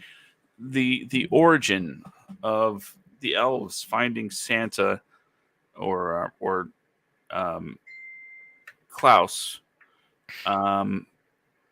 lost in a snowstorm, and they stumble across the North Pole, and they seek him, and they bring him in, and they're like, yes, it's you. You're supposed to be here. You're going to be the guy that delivers toys to all the kids in the world, because he'd been doing it locally. So naturally, you expand globally. This is before the internet, so they can't just ship the toys. They had to get, the guy to fly the sleigh. So, that's how Santa came to be, and they go into the lore of the not necessarily the lore of the elves, but it shows them working and their hierarchy and how there's an ancient elf that's sort of running the show, so to speak, but not really running the show. There's an elf named Patch who is just he wants to do everything he can to impress this guy, and we see Christmases go by on and on, for decades, for 100 years. By the way, Patch is played by Dudley Moore, who decided to appear sober in this movie. So that was a plus. But when we get to the 80s, well, I guess it would be present day at the time, since the movie's from 1985, it sort of takes a different turn. Patch is doing the best he can to kind of innovate the toy shop, not change the toys, because the toys have always been the toys. It's woodworking, it's crafting, bright colors, it's wonderful, classic, old timey stuff. If you went to a kind of a boutique place today, this kind of stuff, you'd be like, oh, $200 for a little rocking horse. That's the kind of stuff that they make. But Patch is trying to automate it. He's effectively trying to put his friends and coworkers out of work, or at least make everybody's job easier. But unfortunately, it's not that he isn't as clever as he actually thinks he is. Sometimes things go wrong, because of these innovations and things that go wrong. He's kind of vying for that head elf job. Bad things happen in the shop, and he decides, you know what, he's going to go and try and make it on his own, which is where John Lithgow comes in, and he's the evil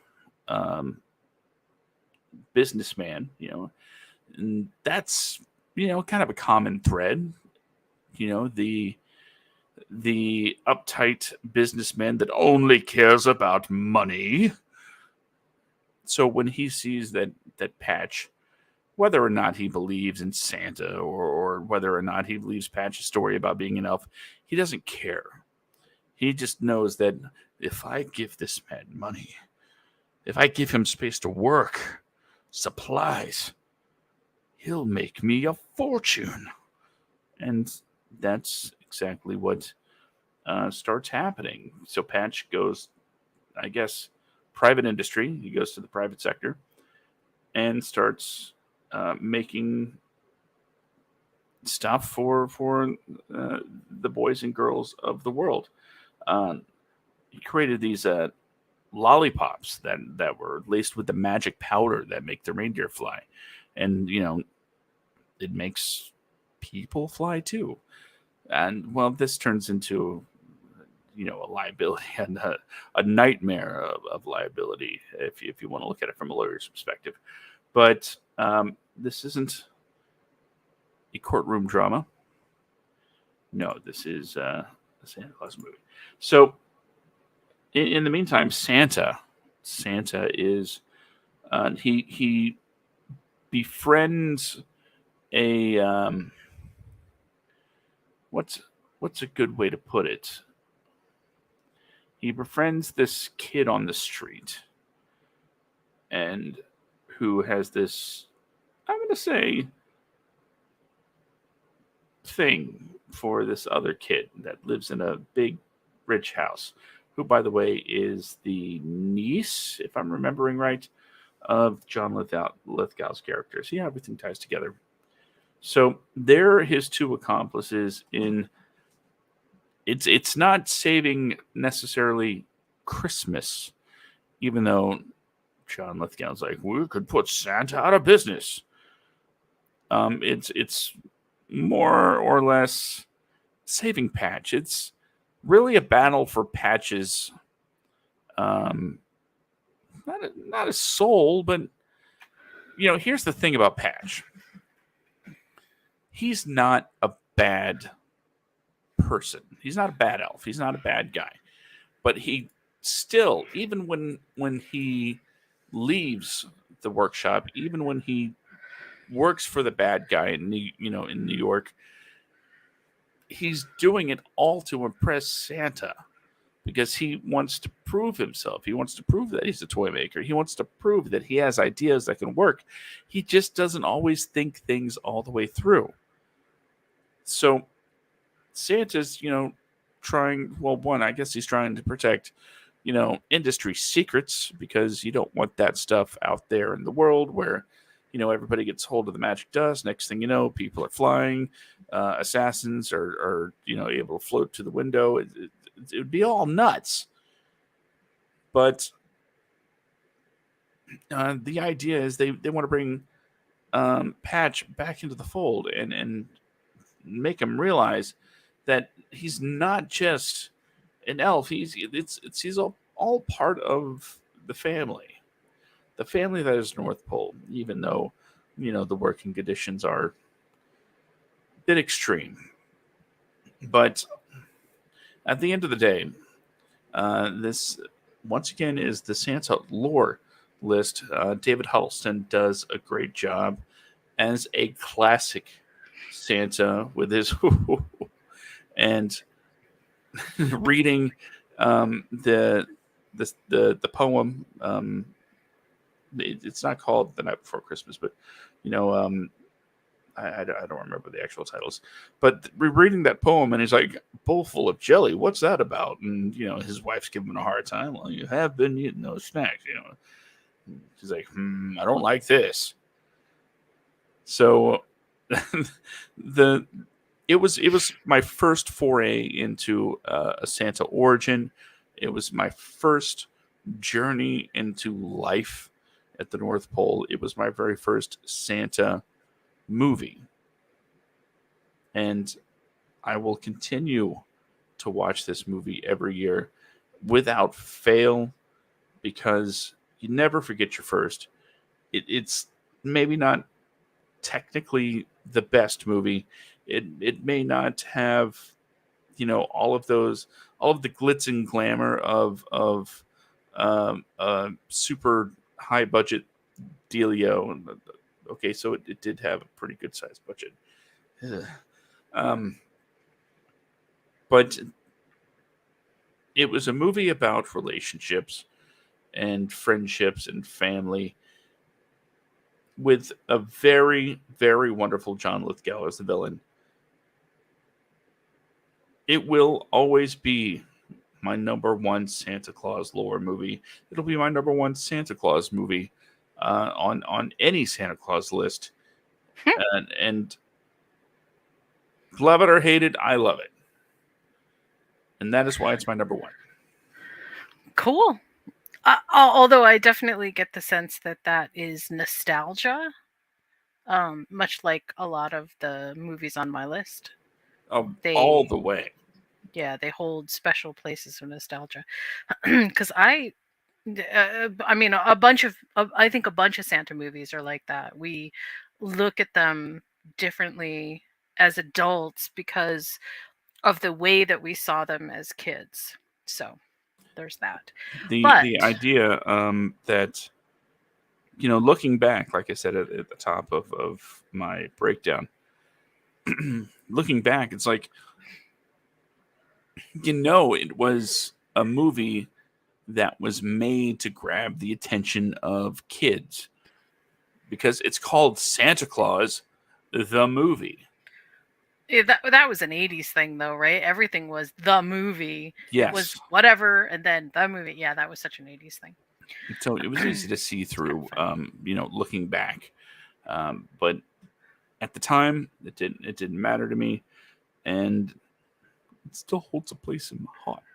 Right, and to a kid, I think again, the nostalgia is like super important. This is also, I think, one of the reasons that we show and reshow movies to our kids, because we want them to experience the same things that we got to experience, which sometimes works and sometimes doesn't. The joy kind of depends. Yeah, it just kind of depends. Okay. So two things. My number one is the movie that's your mystery movie. It's Klaus. Nailed it. And the reason that I chose this as number one is technically this movie is as close to perfection in animation as I could imagine a movie would be.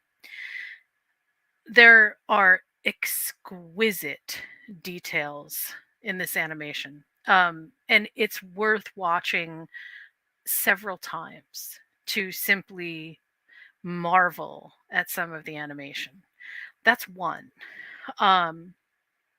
Number two, as a Santa origin story, I am very partial to this idea, and I think I explained it before. I never believed in Santa as the magical being that, somehow I understood that the spirit of Santa was what was important. And Klaus comes as close to that as possible. His entire experience, and I won't give a lot of the movie away, because I feel like the movie is, if you haven't seen it, it's worth seeing, and it still feels new enough that maybe some people haven't seen it. But basically, it's a Santa origin story, but it's a Santa origin story that is, it's born from love. Santa is born from love. But the way that you get there is through a spoiled, selfish postmaster. And when I said stick a feather in the cap of the United States Postal Service saving the day, that's exactly what I meant. The post office and Santa have always had a rather close relationship, and I think this one is one of the truest parts of it. Like, you can't extricate Santa from the post office. It's just absolutely a thing. So that part to me feels just super cool, because we see that in a lot of different places. But then remember, there's the Sami people. They also play, just like in Rare Exports, they play a part in this. They actually go on to help build more toys. But I think the base of Klaus is about the capacity of humans to rise above whatever they feel in order to be of service to fellow man. And again, I get very conflicted sometimes, because it's not like we all we don't owe, just going back to what I said before, we don't owe the universe gratitude. We don't owe the universe or people. We owe the universe what we feel that we can give back to it. And sometimes some of us can give back a lot. And that's sort of where I see the Santa story in Klaus entering the picture. He was able to give a lot, but partly the reason he was able to give so much is because his capacity, through the grief of losing his wife, opened up his world in a way that sometimes hardship does. And if we can go back to some of the more classic Christmas stories, like Dickens with A Christmas Carol, the only reason that you understand the Christmas spirit is because you see that there is adversity, you understand that there are things to be grateful for, but you balance those things between both so that you have a like I said, just a balance. In Klaus, The balance is something so much greater than just a standard, hey, there is no like actual redemption. There is none of that. It exists because someone, even selfishly, who was using Klaus basically to, get his own way, found something greater than that. And the other thing that I really love about this is, it's not very often that we get stories of companionship and human friendship on a level that really transcends everything else. And Klaus is definitely that story. There is something about the relationship between the characters that is just it's endearing, but it's also so heartwarming. Um I'm going to say one other maybe sort of controversial thing about Klaus, but I think it's important. Klaus itself is, in terms of, I think, a Santa origin story, one of the purest stories I've ever seen. It wants nothing from us other than just to experience it. It doesn't ask us to search our heart and find, different capacities. Are we good? Are we bad? It frames everything as, look, humans created this myth, humans perpetuate it, and as long as humans perpetuate it, it will continue to be. And I love that idea because it takes all the onus off of the Santa story being some kind of mythical deity that has to be respected and revered, and there have to be rituals attached to it. And that's not what Klaus brings about. Klaus brings about, look, there are certain things that happened and they became sort of ritualized over time, but it was all because of love.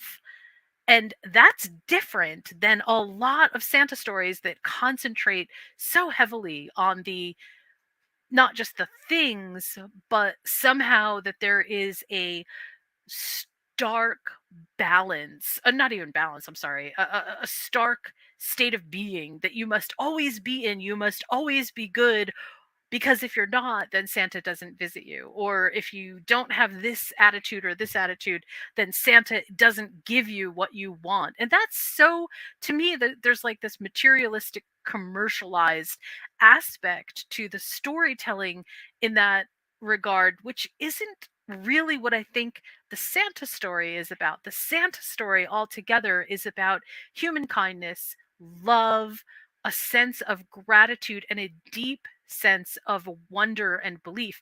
And that's what Klaus brings us. It doesn't bring us the more commercialized idea of, here's Santa, let me use it as a cudgel in order to get you to use behaviors that you wouldn't normally do, which unfortunately even the Christmas Chronicles does at a certain point. I mean, it's a great lesson, but let's face it, they're still using the Santa story as a bit of a bat to hit you over the head with and say, behave or else.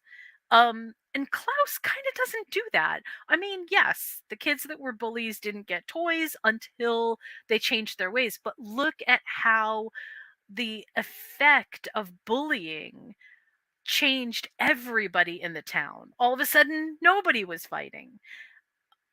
That's a bigger story. And again, just the deep roots of the Santa origin story make me so happy with Klaus. So that's why it got number 1 for me, and it didn't, make it down on the list. I really, really love this story. I mean, the moment that I saw it, I knew that it was just an instant classic in my head. And now remember, I saw this before my kids had even moved. I mean, I'm sorry, after my kids had basically, my kids are grown up. My kids are not, they're not little kids. So even as young adults, this story was so impactful, that basically I had to make sure every single person watched it. Like, it was just that important. We got to watch this. We have to watch this. So that's why it gets my number 1. Please add. I don't know Where'd it go? I don't know what to do. Yes, I do. I mean, The there's lore. a lot. Yeah, there's a lot to talk about. But I didn't want to ruin story elements because I feel like, it's still new enough that maybe some people haven't seen it. I will say this. I'm going to keep it swift. The idea that Santa, that all of the traditions stem from sort of a pinpoint that isn't a magical, magnanimous moment, but follows in sort of the traditions of almost like the telephone game, where as the story spreads and the mission gets bigger, so does the persona. The it just takes on sort of a life of its own until it becomes what we know it today. And you're absolutely right. The idea of naughty and nice being sort of the ruling factor in most of these other Santa lore movies. It's definitely used too often as I don't know, like you said, it just kind of hits you over the head with "you better be good." Right, right. Or conversely, which I also really kind of dislike. I know why we do it, but I dislike it.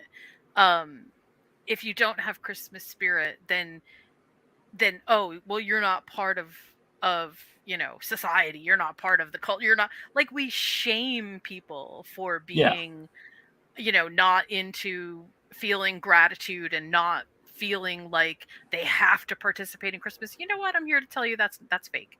That's totally fake.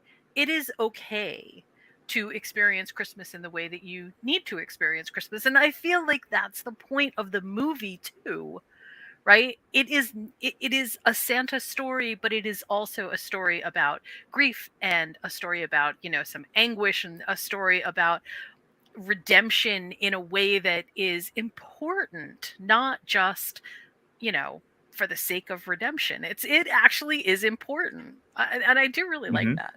Yeah, I really like that. With that Especially kind of framing it like Hatfields and McCoys in the yeah, town. That yeah. really was super good. Would you say there's a bit of a, I don't know, a bit of a subtext about how this holiday has um, it's for everybody. It's no longer just a, you have to be this to celebrate it. You have to, or you have to be a very specific um, thing, but it's become a more, if you have the spirit of giving and you want to celebrate the holiday, then by all means you should feel free, because this movie, it's the whole point is it, well, not the whole point, but the idea is that it started off where nobody knows anything about this because it doesn't exist. Right, right. So it builds off the foundation that you don't have to be a certain thing. You don't have to go to a certain place. You don't have to, you know, follow any particular guidelines of, well, it'd just be great if you were all nicer to each other. Um, Yeah.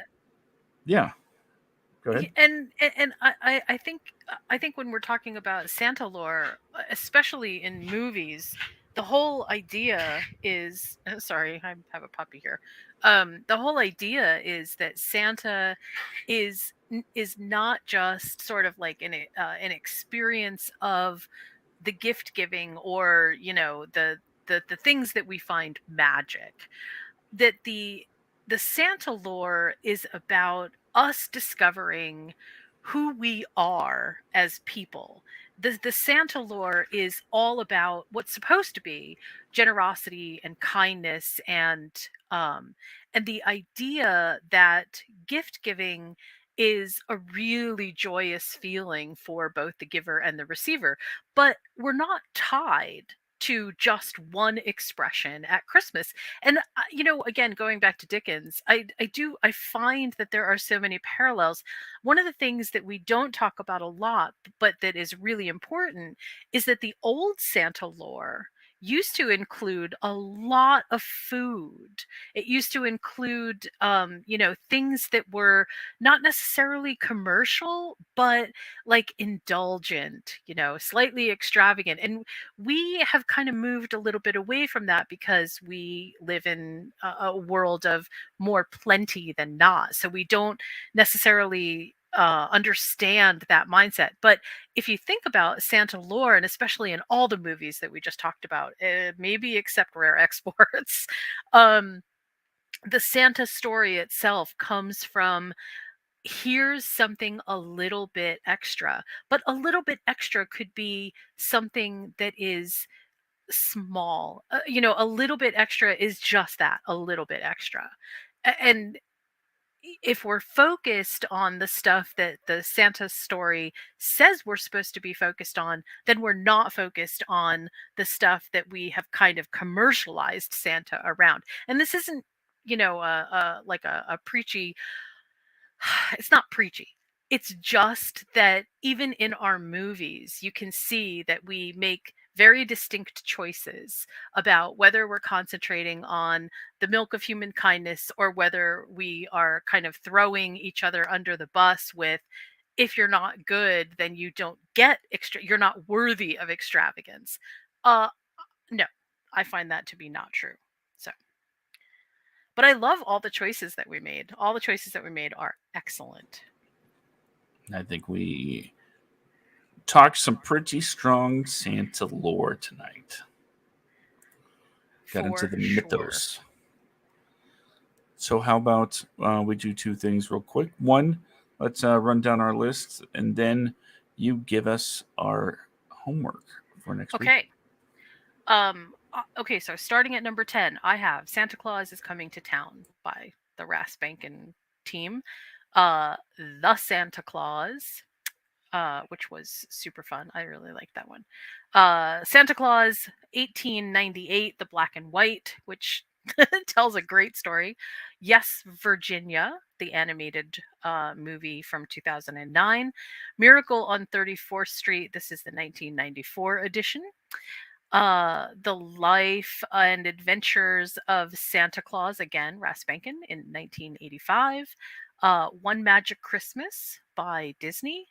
And the Christmas Chronicles come in at number 2. And, and Rare Exports come in at number 3. The Christmas Chronicles come in at number 2. And Klaus comes in at number 1. Well, for me, it all begins with number 10, The Santa Claus. Number 9, The Nightmare Before Christmas. Number 8, The Polar Express. Number 7, Fred Claus. Number 6, Ernest Saves Christmas. Number 5, Klaus. Number 4, Miracle on 34th Street, but from 1947. Number 3, Elf. Number 2, The Christmas Chronicles. And number 1, Santa Claus, the movie. So what's our homework, Jen? Okay. This is going to be kind of a crazy one, but are you ready? I like that. Yes. Okay. All right. So we are in the middle of the holiday season.